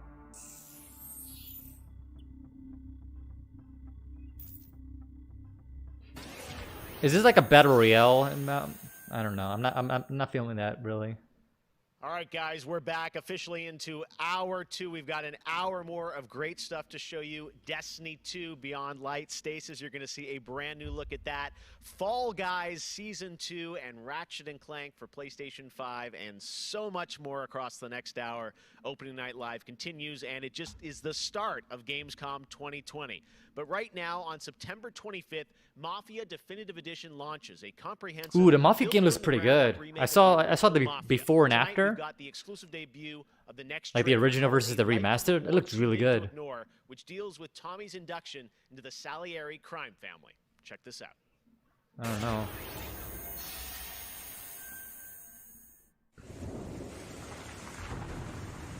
All these guys in this room, they're here because they have the only thing that matters to me. This game looks good. The only thing. Transform across, I bet you. That makes sense. You know what that is, Tommy? They're loyal. That's right. 2K presents the most epic Hangar 13 production. You're back doing an honest day's work in a city that's been trying to scrape you off its heels since the day you stepped off the boat. And then next you're stuffing your pockets full of Salieri's dirty money. I actually want to play this, but I don't know if I have time. That's the thing. Break every bone in their bodies. I might have to play this in like one of our off days. Don't sass me, Tommy. Because obviously me and River, we play Tuesdays, Fridays, and Sundays. I do like a community Wednesday thing where I play with viewers and whatnot. So Thursday we record Still Eat News, so it can't be Thursday. So the only time I have like time to play on my own is like Monday and Saturday. Welcome to the family. But it looks good though. I don't know. Like check out some of the gameplay with this. It looks really good. Obviously, you played the original Mafia, you know what I'm talking Next, about. We're going to introduce you to a turn-based multiplayer strategy FPS from a team in Montreal, Canada. Lemnis Gate is coming in early 2021 and has a unique mechanic built around a 25-second time loop. Check this out. What are you talking about?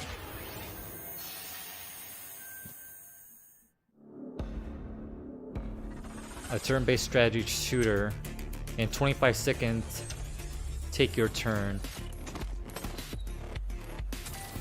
I'm liking the music.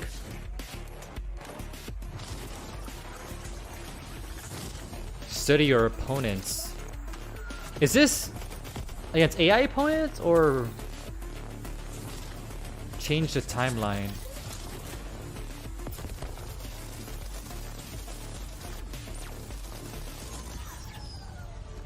What? Disrupt the past, change the future. It's like a battle royale, but like featuring time mechanics? Maybe?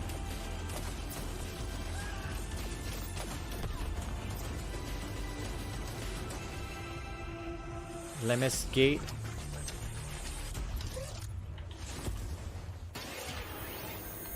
It looks interesting. XCOM. Oh, is it XCOM?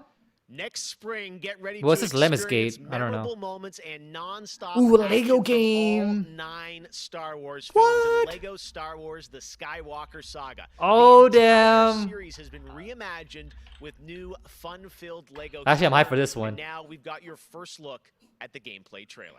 Oh damn! I'm excited for this one. I'm a big Legos fan. I want to learn the ways of the Force and become a Jedi like my father. This is gonna be so good.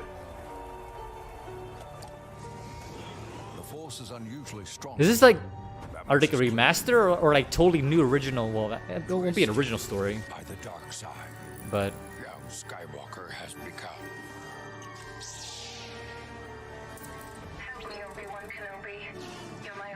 you're my only hope. That boy is our last hope. No, there is another. Nice. From the Resistance. Your sister Leia sent me. We need your help.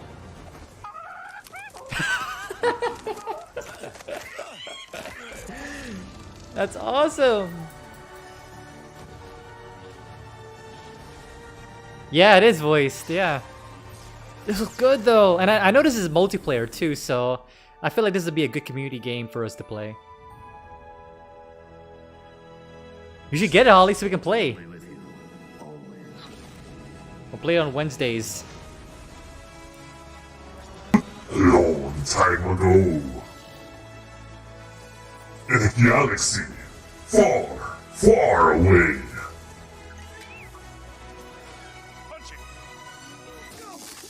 Not him, the Falcon. the entire saga in one CD, like never before.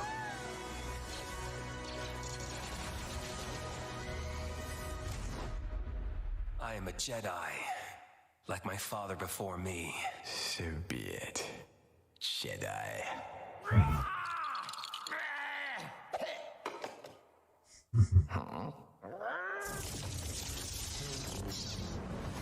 Star Wars: The Saga. That's pretty cool. Not gonna lie, that's pretty cool. Yeah, that'd be awesome. Spring 2021 though, that's a long ass time. Shit. Man, Lego Star Wars looks so fun, coming to next gen as well. All right, we'll be right back with more world premieres. More commercials? New games No. like Ratchet and Clank, Rift Apart, Medal of Honor, Above and Beyond, and Destiny 2. But before that, here's a look at a game that is launching tonight on Nintendo Switch and Steam. It's called Struggling from Frontier, a fun physics-based platformer where up to 2 players control Troy, our fleshy hero. Check this out, and remember, you can play this tonight. Play it tonight. Struggling. This looks freaky. What the freak is this? It won multiple awards apparently. No more Destiny 2 expansions. I don't know, Holly. I don't know.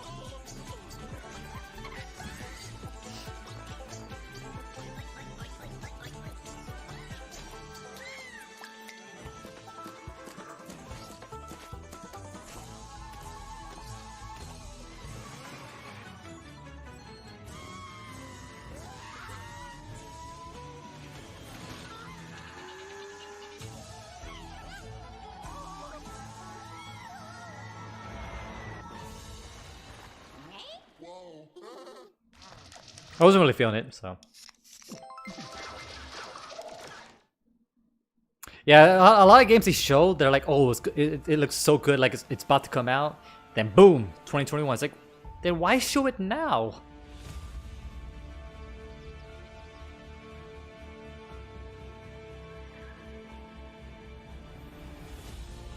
Rebuild the new age. Is this Sims? Oh, not Sims, sorry. Civilization? Yeah, I think it's Civilization. It's gotta be.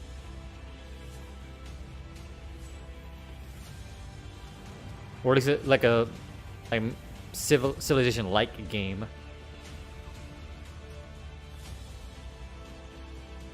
Yeah, I know, right? I agree. The Swedes.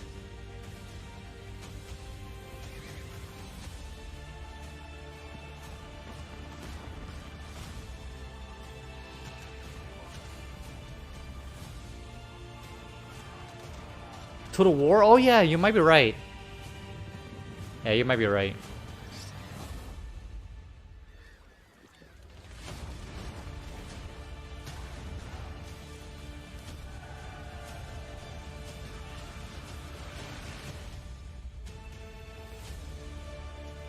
Oh, we're both wrong. Age of Empire 3. October 15th. Yeah, I never got into Age of Empire. Oh yeah, let me write that down. Where are we? We're near Little Hope. Ooh, is this what I think it is? Ooh, yes! Proof is needed that the devil walks among us in I want to play this. Oh, why is it glitching out? Come on, stop lagging. The Dark Pictures Anthology, Little Hope. Oh, yes. Oh, this looks good. Why is it only like 10 seconds? And then straight into like racing. I mean, I love racing games, but damn.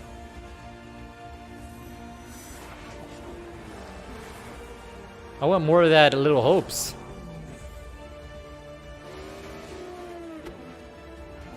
Forza, maybe, but that'll be more of like an Xbox thing. Yeah, Project Cars 3. I gotta say, the game that I've given the most hours to, that I love going back to, is Assassin's Creed Odyssey. I have to say, since What was the question? I wasn't reading. Reboot of Assassin's Creed, so to speak. Like what games did I go back to? And I have put almost I've always like replayed like Final Fantasy X. That's a big one. I always like seem to replay. Fall Guys, with my friends, it's very funny, easy to learn but hard to master. I have a few games that I binge play. Oh, binge play. Okay. Halo, the entire Master Chief Collection is really a big one for me. I don't know. Concerned. But I'm like big on like probably like smaller games like that has like no real story and dedication to, because once I get to like a story-based game, I kind of like engulf in it like all the way through. Whereas like Fall Guys or what else? Like you can just play, you know, randomly. Tell me why. Tell me why. Congratulations to Don't Nut Entertainment. What did it win? Of Gamescom events and announcements, you'll be happy to know What did it win? is going to help you digest I wasn't all paying that attention. info with Gamescom Daily Show. Persona, yeah. Where you can I think it get win. all the daily highlights and a late night show experience from gamers. I mean, speaking of Tell Me Why, me and Riven are gonna play that this coming Sunday, episode 1.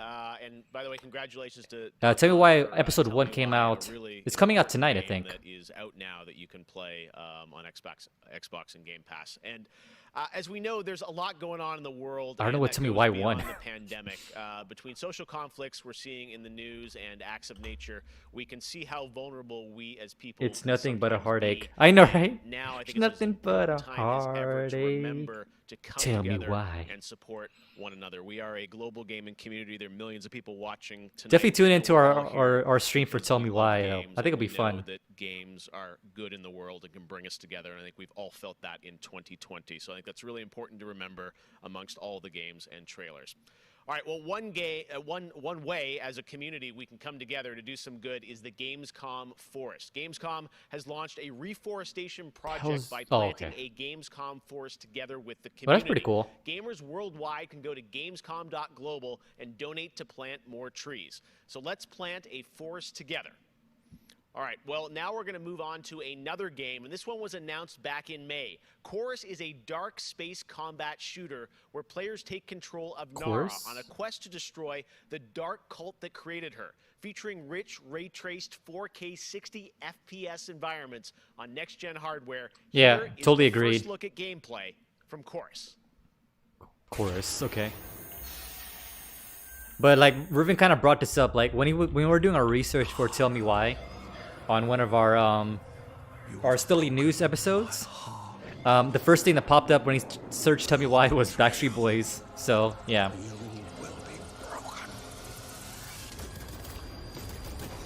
Aerial shooter. Is this Eve? Eve Chorus? I don't know. It looks like Eve. Like Eve Valkyrie.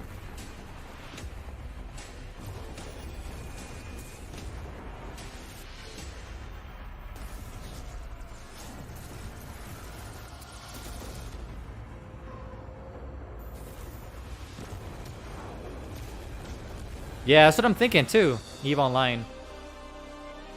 But it's Corvus. Rise as one. It looked like Eve. So I'm sorry, bro. That's what I'm saying. A lot of these games are starting to look the same. Oh, here's Fall Guys. Have you won? If one game has defined the I've won summer 2 of crowns so far in my 2020, life. It absolutely is Fall Guys from I don't know about you. Mediatonic in London and Devolver. This game is setting records and putting a much-needed smile on everyone's face. Fall Guys, I think, represents our industry at its absolute best. Well, soon the Fall Guys experience will evolve with Season 2. There's a lot of new stuff. You never won a coming crown? in Aw. tonight. Mediatonic is Yeah, about I've to won give you an 2, but exclusive sneak peek I got lucky. at what's next. Get ready. I think the internet is about to freak out. Here it is, Fall Guys Season 2. Season 2. Let's do this. Hey, I'm Joe. I'm the lead game designer on Fall Guys Ultimate Knockout. Really? You look you're like my age or younger actually. Enjoying the game so far. As a team, we've been looking at all My the God, you look factors young, that dude. Congrats. online, Congrats on your successful really game. blows away. Today, we just wanted to give everyone their first sneak peek at the rounds and the costumes that they can be enjoying as part of Fall Guys Season 2. Damn, he looks young. Congrats. Alright, sneak peek. Obviously, probably more maps. Okay, that's a new map, I think. In Season 2, you'll be dressing your Fall Guy as a medieval hero. And Oh, medieval theme. inspired by epic quests from the Middle Ages. Traverse giant drawbridges, dodge swinging Ooh. axes, and scale movable siege ramps in the quest for ultimate game show glory. Okay. So, new costumes, of course. The knight, nice. The wizard, dragon. I want the dragon. I want the dragon costume. I want to play Fall Guys later today. Oh, you can move it. What? Interesting. Okay. Enjoyed the sneak peek of Fall Guys Season 2. We're still adding the finishing touches to development, but if you want to stay up to date, then at Fall Guys Game on Twitter is where you want to be. See you on the start. Oh, Splat. What do you mean, like Splat2y? Is that what it's called? I was kind of hoping a little bit more for that announcement, but I'm still excited for it. And he's afraid to close his fist. I'm liking the music. I am not. Copyrighted music, but I still like it. What the hell is this? Feels like one of those like, yeah, top screen. Splatula is a Wipeout style game show. Okay. Cunning than both her brothers put together. She's the only one who could actually run Colorado. She's already tried once. At the end of the video, or end of this video, I'll be doing kind of like a recap of what was shown and talk about it briefly. But me and Riven are going to be doing a full breakdown of Gamescom opening night.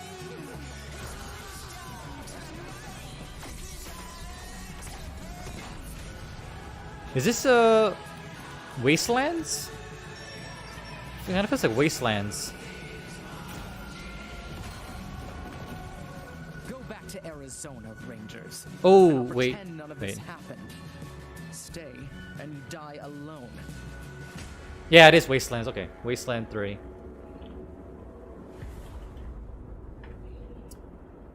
Not really my kind of gameplay, but it looks fun to I really watch. haven't found any new appreciation for gaming at this time because my appreciation for gaming before couldn't be higher. Com certeza, jogos multiplayer, Multiplayer preenchem games. completamente a conexão social que eu preciso ter. I enjoy com as multiplayer pessoas games for nesses sure. tempos de Like, isolamento. you know, playing with, you know, viewers and friends, family. Reais. Ever since like multiplayer was a thing, like when I first got to like multiplayer like during Halo. At the moment, I'm playing Ghost of Tsushima and. But oh, it's a bit of lag there. What's up with the lag, dude? Let me music refresh. or whatever. Oh wait, okay, good. And it's just It's fine back. For me to have the time to play with friends or even with my family, to have a lot of fun. I've been mostly at home with small children, and gaming is the only thing that I get to do for myself anymore. I find it's not only an escape, it's also a way to challenge my brain. Same, Halo was my first multiplayer game. I feel like a lot of people is Halo's the first multiplayer. You know, play is a natural instinct, and from No, actually, might be before then. When you think about it, like, because he pulled out the Game Boy. I think Pokemon was probably the first technical multiplayer, but it's not really multiplayer. It's like 2 players.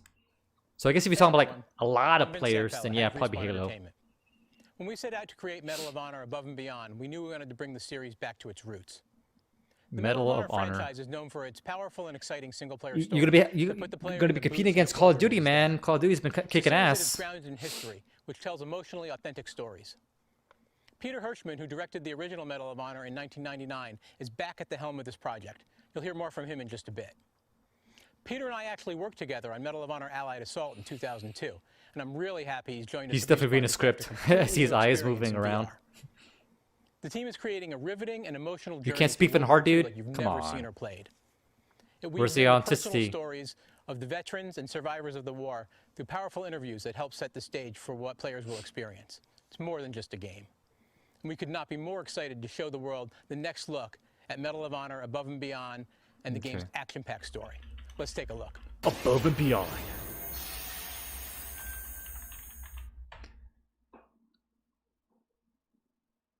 I need another hard drive for Call of Duty. It's 102 gig. Yeah, it's a lot. It's a lot. I know this is the first time some of you will I actually got 2 hard drives. I got an internal hard drive. I think that's 1 gig. And I have an external hard drive. That's 3 gigs for my PlayStation. So I should be good for a little bit, hopefully. Or sorry, 3 terabytes. And internal 1 terabyte. Welcome to France, gentlemen. I lead the local resistance cell. Something big is happening inside Gestapo headquarters, and we don't know what it is. Ooh. Have to improvise here. Assassinate Hitler. Assassinate Hitler. I don't know. I feel like there's always going to be like some kind of a Hitler-like character. The bravest people fighting in this war. He sounds German. But you really should stop.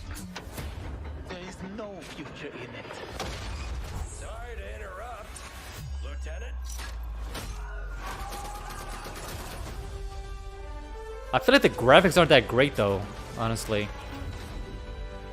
If you're trying to compete with like Call of Duty, I don't think this is it, bro. Like some of the animations feel kind of wonky as well.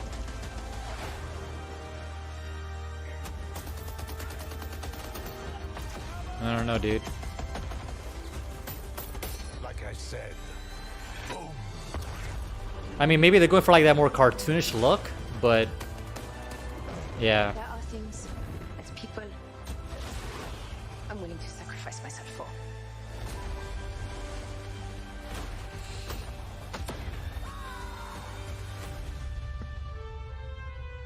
Somehow this motley crew is. Yeah, something. Yeah, exactly, right? His hands. It looks weird. God help us all. Oh, it's on VR, maybe? That's probably why. Okay. So in VR, you kind of see like half your hands.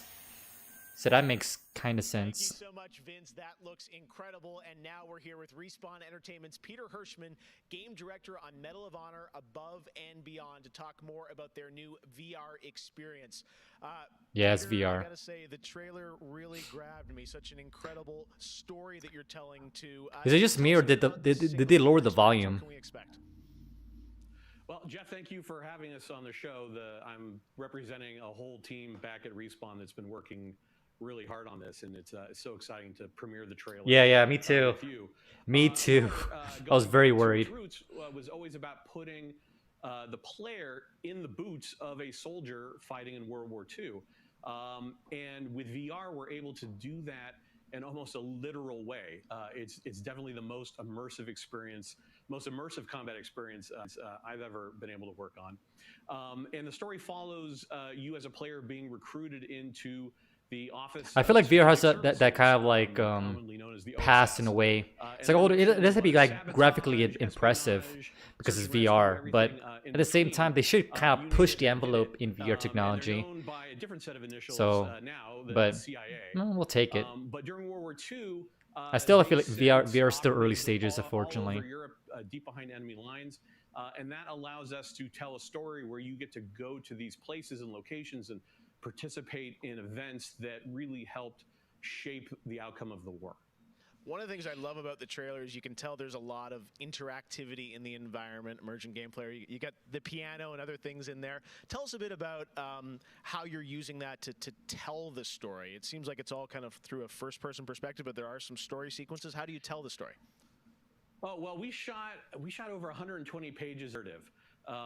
Which is more than some feature films. We had a huge international cast of phenomenal actors, and it was fantastic. And the story follows a classic three-act structure. Act 1 is working with the French resistance, getting ready for the invasion. Act 2 is D-Day itself and the fight to get to Berlin. And then the third act this is World War II, I'm assuming? Yeah, it has to be.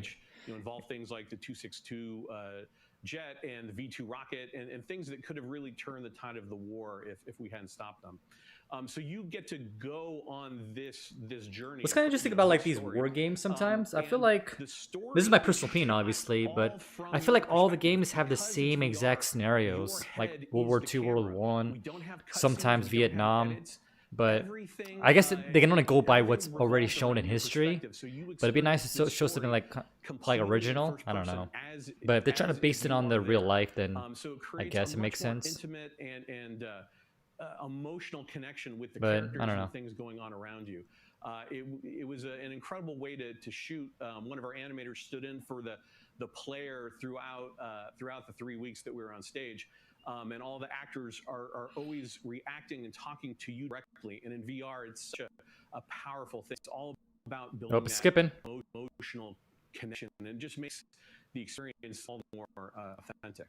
Well, you and Vince, I know this series is really close to your heart, and I'm like, wow, there's so much there.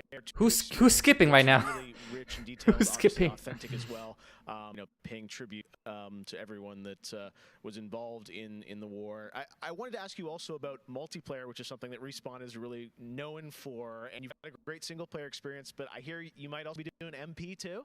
Yeah, even a chat saying lag. Well, yeah, I mean, the thing about VR is that, I've spent we've known each other a long time. Yeah, there's a game coming out that Dino Survivor, and the story is like you are the son looking for his mother, and it's very forced. Career trying to map. Okay, somebody raised the volume. To a controller, and just figuring out like making feel good. Who is doing the behind the scenes right now for the live streams? In VR, you know how you duck? You just duck. The volume is going all over the place. You just lean, and so there's lag. Lean around a corner, just kind of peek around the corner and see where the bad guy. What game is that though? With the Dino Survivor, I think I know what you're talking about. It makes it feel all the more real, and when you put that into a multiplayer experience, it just raises it to a whole nother level. So we are shipping, in addition to the campaign, we are shipping a full suite of VR modes, including a few that you can only do in VR, and we're really excited about people playing those, after it comes out. Wow, well, definitely a full-blown VR experience. I gotta say, I'm really excited to put the headset on and try this, and it's coming out later this year, right? Coming out holiday, so yeah. Hopefully. I like how he responds like, right? It's coming out this year, right? We've been working on it a long time. Like you mentioned, it's a passion project for Vince and I and everyone at Respawn.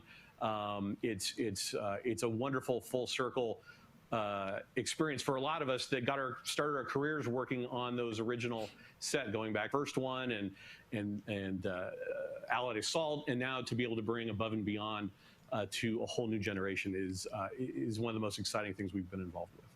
Awesome. Thank you so much, Peter. Opening Night Live will be right back, and in the meantime, here's a look Enjoy at his commercial breaks. Is launching tonight. Launching tonight. The world was broken, fractured by the magic the Vow Keepers said they would protect us from. Spellstorms still rage across the ruins of the Hollowlands. This is proof, they said. It isn't safe. It can't be controlled. The power in my hands cannot be used.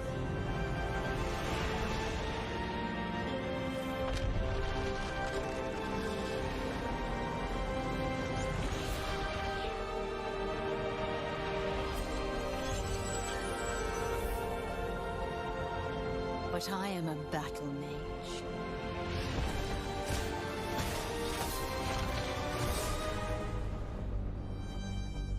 I have broken my vow. And now I fight to break free. Okay, yeah, post it on Discord so I can check it out.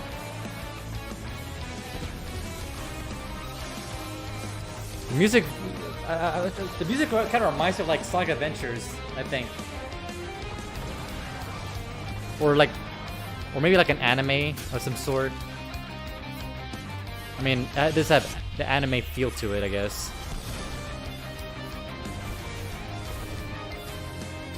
I cut your hand.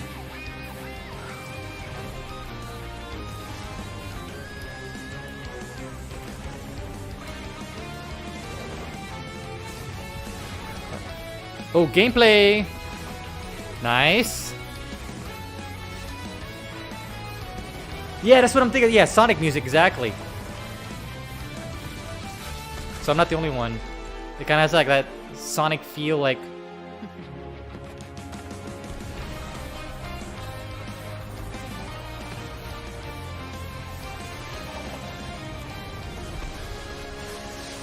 Oh, spell break. Okay. It look interesting. Launching September 3rd. Oh, that's pretty soon, actually. It's like next week. But he says no. He says tonight, though. Why did he say launching tonight if it's not tonight?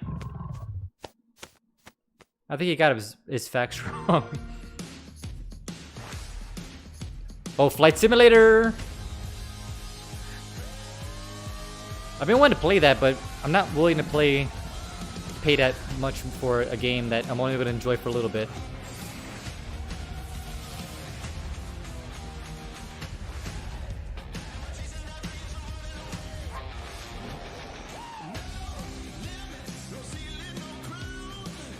Xbox Game Pass. Is that actually out right now? I mean, I think it's been out, actually. I was thinking more about the xCloud stuff, but I don't think that's available yet. Titan. Grounded. Tell me why.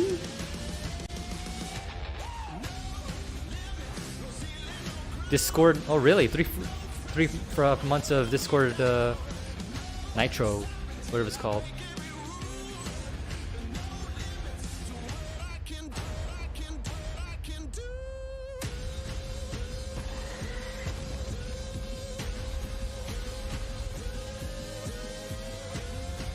And soon, Minecraft.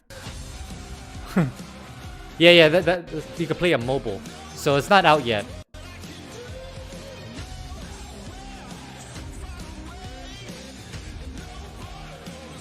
it was kind of a cool concept because like basically what it sounds like is you're playing on your Xbox and you have to go out for work, whatever. You can take it to lunch, your lunch break.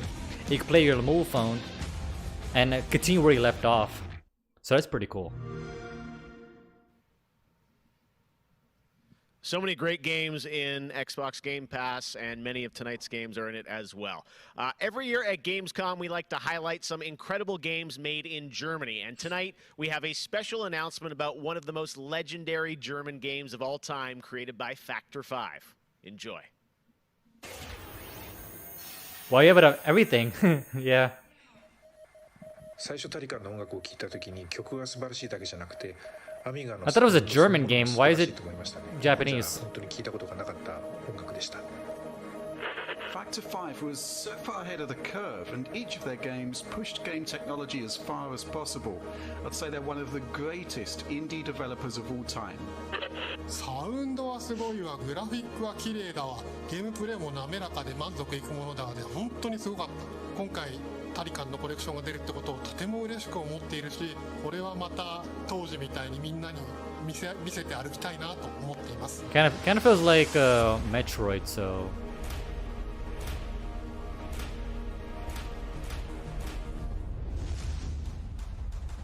Those shoot 'em up games. This was the first game that allowed me to completely fulfill my musical vision. It defined my career, and the fans have been there ever since. To this day, it's one of my proudest works. Welcome back to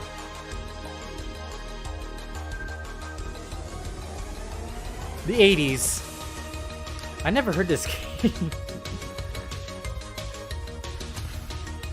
Not gonna lie. Oh, you did? Okay, perfect. I'll check it out later. I never heard of that game.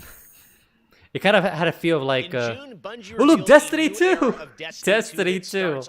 Of course! Beyond Light. For the first time ever, Guardians will add a new elemental power to their arsenal, the dark power of Stasis. With Stasis, players will take on the powers of darkness to control and dominate the battle.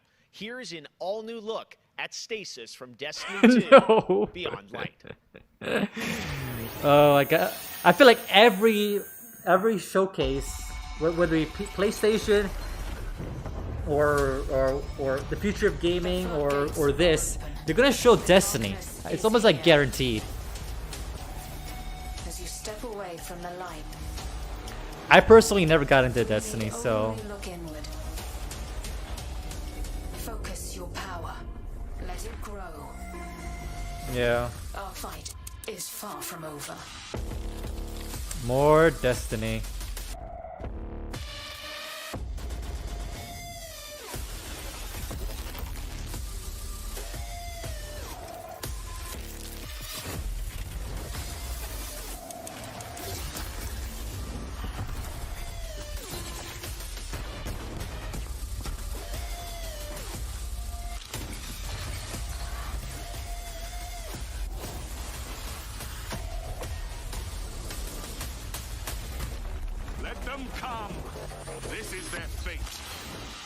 I love you, Bungie. Please stop. I just got the game. Are you trying to catch up? Is that why you're telling please stop with the expansions?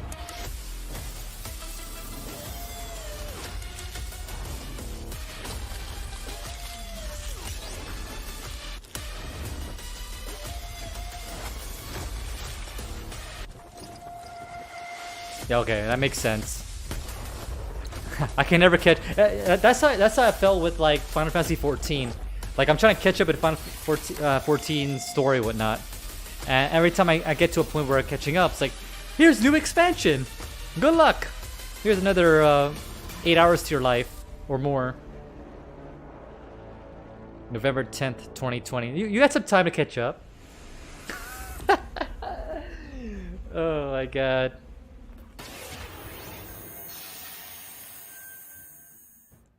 One more award to give out tonight, and that is Best Sony PlayStation Game. So, without further ado, the winner is Cyberpunk 2077. Of course it is. Of course it is. Of course, there are even more awards than the ones I announced tonight. But it's not even it's not even like it's a Sony exclusive game. It's coming out for the Xbox too. Gamescom's Most Wanted. But why would you determine that to be the best Sony game? The winners will be revealed at making Gamescom sense. Best of Show, along with cool cosplayers, esports, and more. So tune in on Sunday, August 30th at 8 p.m. Central European Time to see the grand finale of this year's Gamescom, where we give gamers the stage. That's it for me tonight, but before I turn it back to Jeff, I just want to say that I hope everyone out there is staying safe and healthy. We're all in this together, so take care. Back to you, Jeff. Thank you very much, Jeff's in space. Sydney. It's great to have you on the show again this year. All right, well, a lot of people have been wondering, what will the next generation of gaming feel like? How will it be different? What is that generational difference? Well, back in June, we saw the announcement of Ratchet & Clank Rift Apart from Insomniac Yeah, we know about that. A title which uses the power of PlayStation 5, the SSD hard drive, and the DualSense controller to create an experience that Insomniac says is only possible on brand new hardware. Well, now it's time for you to decide if you see the difference. Here's an extended, uninterrupted demo of live PlayStation 5 gameplay of You Ratchet & mad? Clank Rift Apart. Enjoy. You're crazy, bro.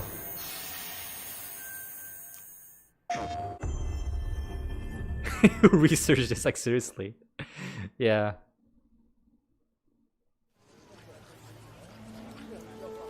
All right. So from the start menu, nice.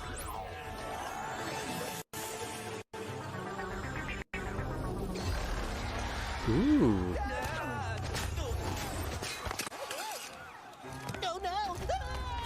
Run away! Run away! And not far from where we last saw him. We may still have time to put a stop to this. Oh, damn. Hey, I think I found the bomb bags. Oh dear. Yeah, seriously, here's some gameplay. I wonder if they're gonna bring back what's that one PlayStation guy? Oh, what is it called? It's also like a shoot 'em up like this. Can't remember right now, it's on my head.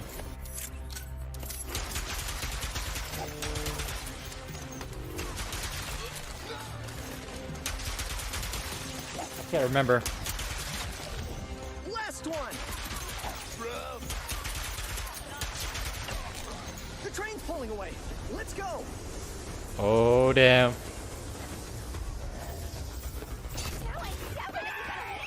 Run away! My leg! My leg! I love the physics. It's pretty cool. Yeah, I'm really digging the graphics. Dimensionator, nefarious. Oh, this is gonna be a fun game. Soon, everything you see will be mine. Say goodbye.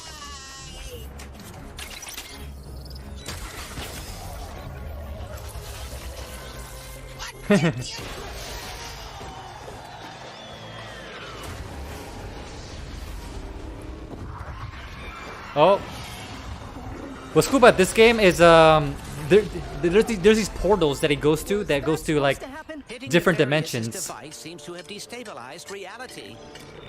It's like the reality stone or the time stone in The rifts appeared to react to your or the device. space stone, probably more realistic. pointing at Probably space and time stone combined together to create a new reality. That was rather exciting. But yeah, you basically you teleport to these platforms.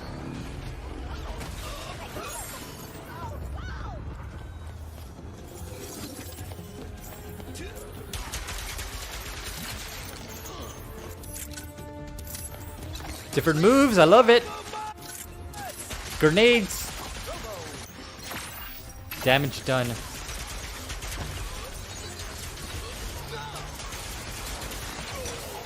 Oh, this looks so much fun.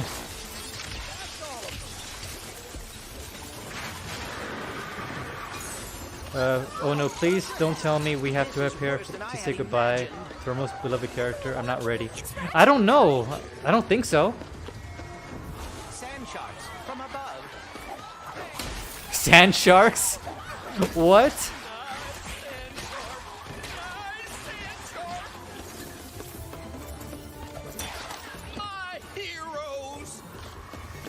No, not sand sharks. Anything but sand sharks. Oh, what the hell? Tentacles. Very large octopus. Poor civilians. Oh, here it is. We're going to do dimensions. I will never get used to that. Hey, at least we're on the same Baby sand sharks. Dude. Nefarious is on the other side of that building. Let's get moving before he does anything else to break reality.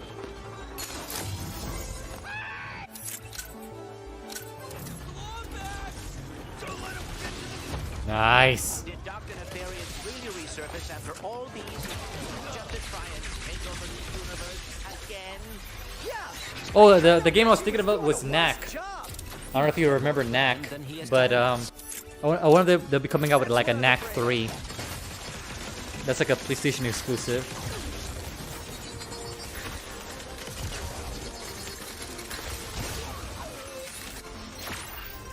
Level 2. Nice.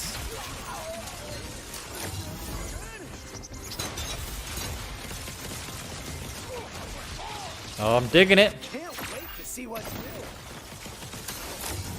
I'm hoping this is like multiplayer too. That'd be awesome. Me and Rivet can play this. But I don't know. I want to say no.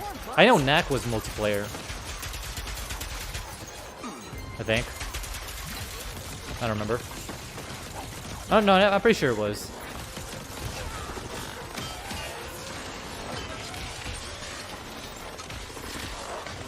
Oh, we got those metal dogs. That's all of them. We have to get the Dimensionator away from Nefarious. Those poor civilians. Run away. Oh. Sonic time. That's so trippy.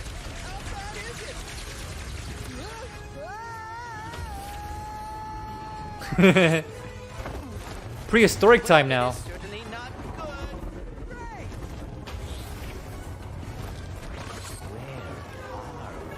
We're back to the future.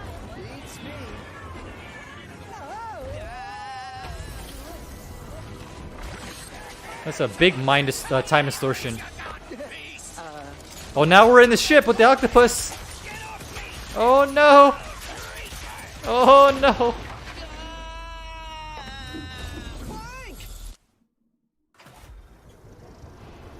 This looks so much fun. Imagine doing this in VR in first person. I don't know, man. That'll give me a headache like instantly. Ratchet. Oh, they're separated. Too late. Ratchet? Oh no. Oh wait. Why would they always stop at that part? I want to know more about the female Ratchet. What the shit? PlayStation.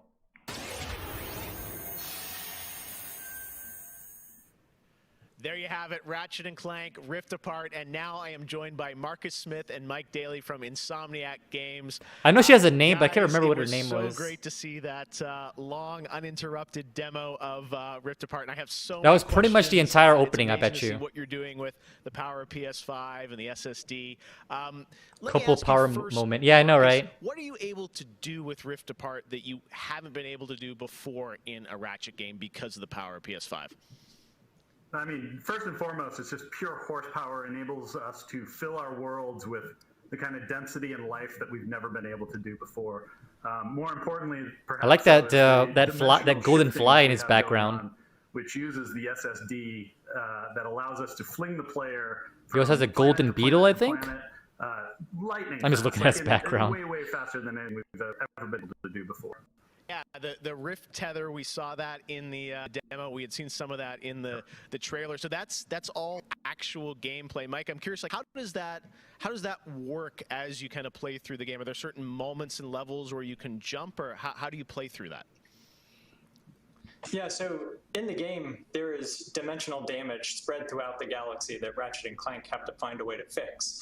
And you can find these weak points in We got Watch Holly. What's up? Welcome to stream. With your Rift tether. It's doing a reaction to Gamescom 2020 right now. And that enables you to basically like warp across the world to find new places to discover or gain a tactical advantage in combat. Wow, yeah, I got to say, like when you see that and you imagine the jumping from multiple worlds at instantaneously almost, and it sounds like there's no load screens throughout the entire game. It kind of looked like it, yeah, 0 load screens. Yep. Wow, all right, you bite so. But that's what they were talking about before. Now, like with the next gen, like even with the Xbox Series X, 0 load screens. The controller with the adaptive triggers and the and there's some lag there from the How are stream. you using that to sort of impact the Somebody's game? fast forwarding it. So at the heart of every Ratchet and Clank game is a powerful arsenal of weapons that just exude a ton of personality. Oh, no worry, Hollytron. I'll see you next time. It feels like it was made for Ratchet and Clank. Thanks for tuning in, as long as you did. The haptics give us a whole new layer for the weapons to express themselves. So for example, your burst pistol, of course it gives you like a satisfying click or kick with every bullet. But when you throw the shatter bomb, you can actually feel the energy pulsing off the grenade fade away as it gets further apart from you. Basically, I want to say this is like the last trailer or enough that interview, every I guess. weapon feels different, and you can tell what you're holding. I don't believe there's anything else after this. Like takes that to a functional level where, in addition to the trigger pull feeling unique, we can actually use that as a super intuitive way to add alternate functions to the weapons. So, for example, in the demo, we've got the Enforcer, which is a double-barreled shotgun. You can pull the trigger part of the way down until you hit resistance to fire a single barrel. And then whenever you feel like it's the right time, pull it the rest of the way for a double shot. So you might be swarmed by a bunch of little enemies. You only want to waste one shot on them, and then wait a minute for even more to swarm in before finishing them off. But a big guy, you probably want to just give both barrels to right away. So there's a nice intuitive way of basically raising the skill ceiling and giving you more ways to play better. Wow, no, I'm excited to see how you guys are going to roll that out across what I'm sure are an insane. Is this going to be a launch title, though? Weapons, as always. I would imagine so. Marcus, tell us a bit about this game. I think some fans have wondered, does this tie into the movie plot line, the game plot line? Like how? There's a Ratchet Clank movie? What? This sits. Yeah. Well, canonically, this is an extension of Ratchet and Clank Into the Nexus, the 2013 game.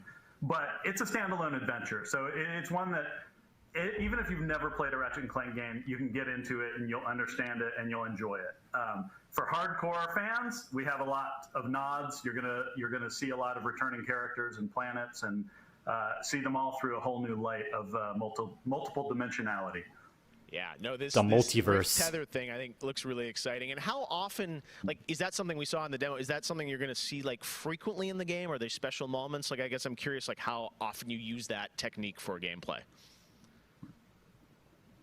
So the Rift tether. I like how he's looking at him. It's like, you answer this. All throughout the galaxy, you'll encounter those pretty often.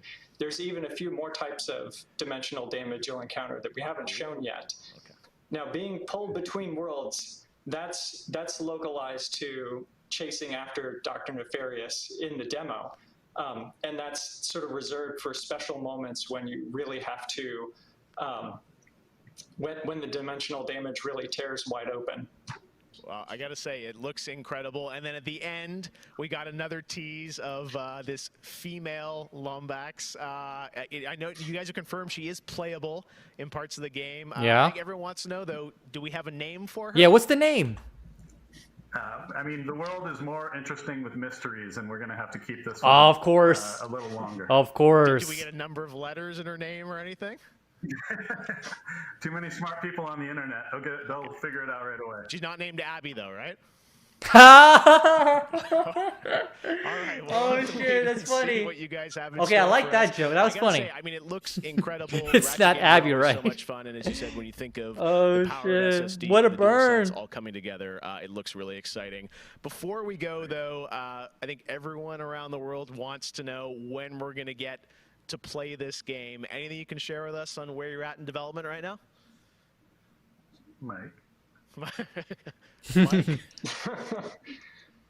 So Ratchet & Clank is coming out in the PS5 launch window. So we haven't announced a specific release date yet, so stay tuned for that. What Of kind course. of window? Is it big windows? No, I'm just kidding. All right. Again, I'm sure Ratchet & Clank Rift Apart coming in the launch window for PlayStation 5. It sounds like the PS5 launch. That's cool. That's we're cool. so excited what you guys are doing across PlayStation, and the game looks incredible. So thank you so much for all you've done, and we look forward to seeing more of Rift Apart soon.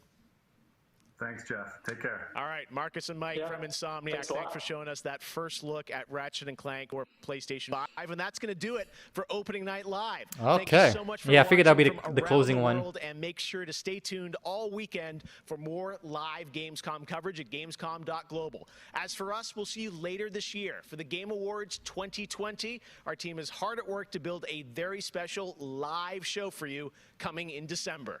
We'll see you then. December, okay. Good night. All right, so that pretty much concludes Gamescom. All right, so let's talk about this a little bit.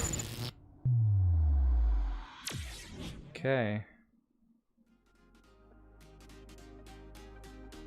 All right, so that pretty much concludes it. All right, I have a list here. Obviously, me and Riven will be doing a full breakdown of this in our Stilly News episode. But for the most part, it was pretty cool for the most part. Like kind of like what they were talking about before.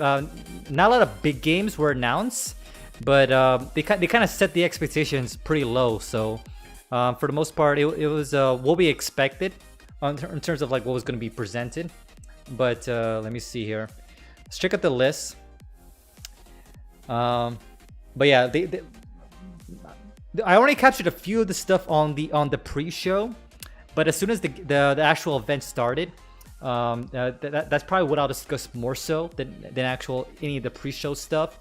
But there's one particular fact that I wanted to get real quick is what the hell did Tell Me Why Win? So I'm gonna search that real quick. So that was the only thing that was Gamescom 2020.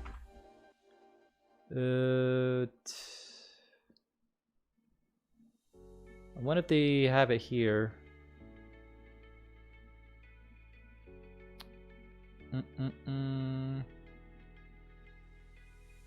Gamescom Award. I guess here maybe? I'll check this real quick.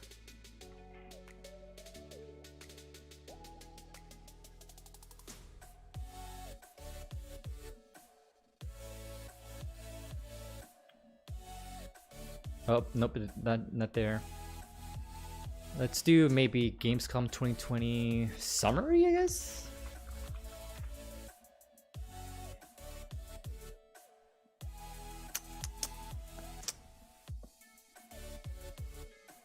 Okay, let's check out this one.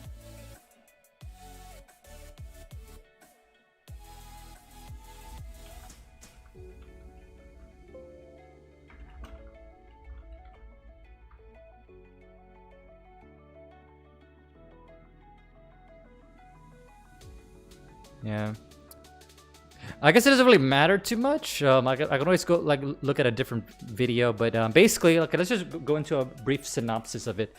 They showed quite a bit of games. I'm not gonna talk about every single one, just the ones that kind of like I felt were the most important, I believe, at least to me anyway. Obviously, they started with Call of Duty, the Black Ops Cold War. Talked about how there's gonna be multiple endings, and you can actually create a character, which is actually pretty cool. So from what I saw, like I feel like Call of Duty in general is like really stepping up. There was a bit of a downfall of Call of Duty, but they're really stepping up right now. So obviously I'm loving it. And obviously my friends who are big Call of Duty fans are also going to enjoy that quite a bit. Then he started out, and then they went to some like indie game, Unknown 9 Awaken. That looked pretty interesting for the most part, but it wasn't something that I was really eyeing too much or know about too much. Then it came out with the Doom Eternal expansion, so that was pretty cool. And then Doc Brown came in out of nowhere with this Surgeon Simulator. The one that was really weird, I don't even know why this game exists. Like what was even the purpose of it? But it was like bridge construction or something like that. The Walking Dead. I have no idea what that's about. That was weird. Then they went into some of the winners. The best Switch game being Little Nightmare. Speaking of Little Nightmare, I feel like that'd be a good game for us to play during one of the horror months. So like October horror month. So maybe I'll add that to the list. We showed a long expansion of like the World of Warcraft, Shadowlands, Bastion, Afterlives. That was a long trailer, but if you were if you were like waiting for World of Warcraft expansion, there it is. They showed some Warhammer, Stormguard. Big Warhammer fans, if you will probably enjoy that.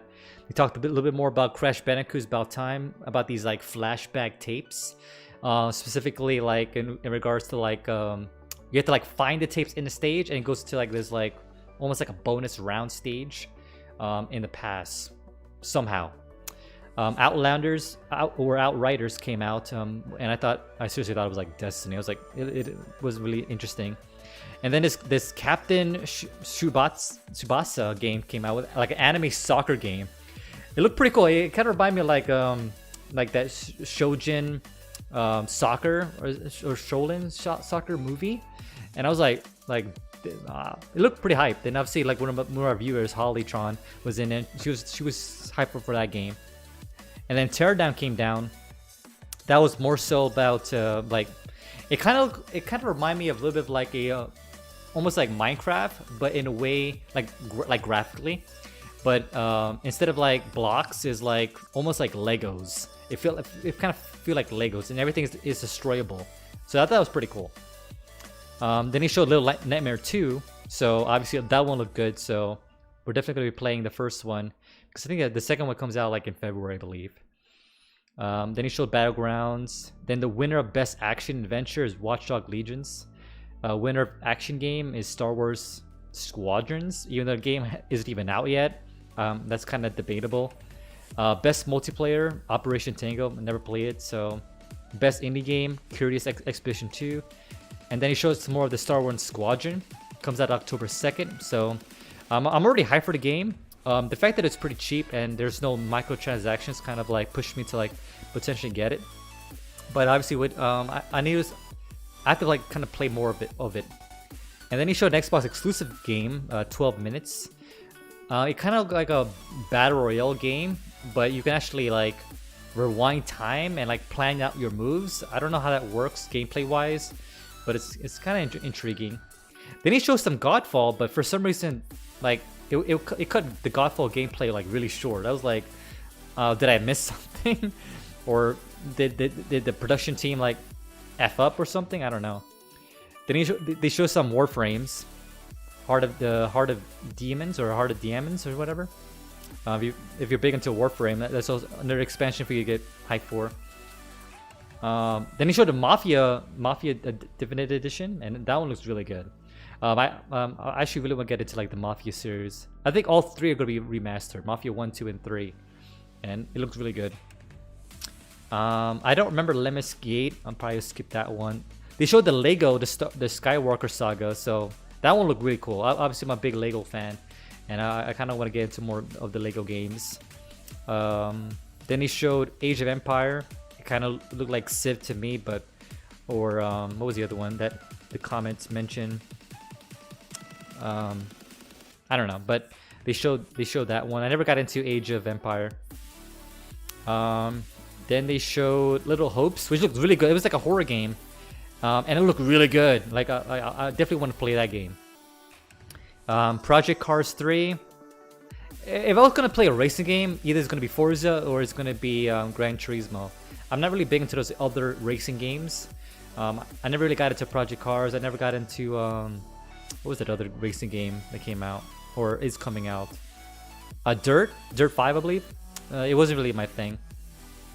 And then I guess tell me why won a game. I guess maybe it's PC. Maybe winner of best PC game. I don't know. Can't be best Xbox game, but I don't know. But tell me why won an award. Then they showed Crovis, which to me looked like Eve Valkyrie. So they showed a little bit of Fall Guys Season 2. Looks pretty good. Like more platforming. You can actually move stuff now which so you kind of use a little bit of the physics and animation to like transverse areas, so, and you know, get like the rings. So that will look pretty good. Wasteland 3, not really my cup of tea, but that one is coming out. Medal of Honor VR. At first I was like, man, the graphics looks pretty terrible, but then I realized it was a VR game, so I kind of, you know, gave it a pass. But still, as a VR game, you kind of want to show some kind of like breakthrough in graphics, but it didn't really show that in that trailer. Then there's a Spellbreak, looked pretty cool. Show a little bit of gameplay, but not much. Then there's a little bit of tutorial on, or a little teaser on the Xbox Game Pass. We already know it's gonna be awesome, and in fact, you're gonna be playing on mobile games and like continue where you left off. Also pretty cool. And they showed Destiny 2 Beyond Light again. So another expansion for Destiny 2. Best Sony game apparently Cyberpunk 27, even though the game is not even out yet. I don't even. How are they like obviously Cyberpunk is gonna be for Sony and Xbox, so why they say that that's the best Sony game? So that to me doesn't make any sense. But they're just throwing words out there. And then you kind of finish it off with Ratchet & Clank, which I really knew was going to be cool. It sounds like it's going to be a launch title for the PS5, so I'm very hyped for that.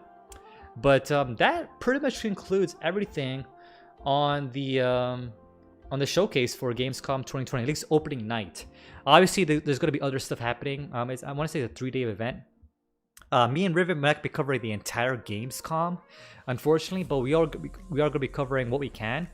And later tonight, we're going to be recording our Study News episode for pretty much the breakdown of some of these videos or some of these trailers that we've seen. Yeah, so expect that video over the weekend. And that pretty much concludes it. Obviously, today is Thursday, right? So we're not gonna be live streaming tonight. Because like I said, we're going to be recording the Study News episode tonight and have it ready and edited and ready for our YouTube channel later in the weekend. But hope you guys like this video. That's pretty much all I got. Thanks for all those who tuned in to the live stream. And if you guys want to see more of the live stream, be sure to hit that follow. And check us out on Twitch if you haven't already done so. Follow us there, support us. And also check out our YouTube channel where we do obviously the news episodes. Sometimes we talk about stocks as well, like gaming stocks or tech stocks that you guys can be interested in. So definitely subscribe to us on our YouTube channel as well. But that's pretty much it. I will see you in the next video. Until next time, this is Talos out. And Riven, where you are, I guess we'll see you later. Oh yeah, actually that reminds me. Tomorrow, Friday, we are going to be doing our last push in terms of our charity stream into the Blood Centers of America. That's going to be we're deciding between either two games. We haven't quite decided yet. In terms of time, it's probably going to be around 5 p.m. or 6 p.m. Pacific Standard Time.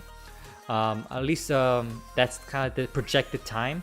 Obviously, if you guys want to know exactly when we go live for that charity last push stream, definitely follow us and hit that notification so you know when we go live. But that's going to be tomorrow. It's going to be our last push. Our last charity stream, basically we help raise $1,111.11, and we're going to try to see if we can maybe push that to our next milestone. Obviously, we already got our milestone for the bunny / cat ears stream. We're also going to be doing a live stream where we get drunk / hyped energy drinks. And then we also unlock the full cosplay live stream. And we're also going to be doing a live stream of us pretty much going to this little chat room. It's kind of like Omegle, but according to Chris, it's like something totally different. But it's pretty much like that, if you can imagine what that is. So we're going to be doing a live stream of that. And I think the next milestone would be like a 24-hour live stream. If you can unlock that, then of course that's our $2,000 milestone goal. If you can reach that, then of course we'll do our 24-hour live stream in the future as well. So definitely support the charity stream. We'll see you tomorrow for the last push on that. And it's also going to be Miss Saffron's birthday as well, so we're going to celebrate that. So obviously, happy early birthday to Miss Saffron, and we'll see you tomorrow for the charity stream. But that is all I got. Until next time. Not for real this time. This is Taos out. Alright. Laters.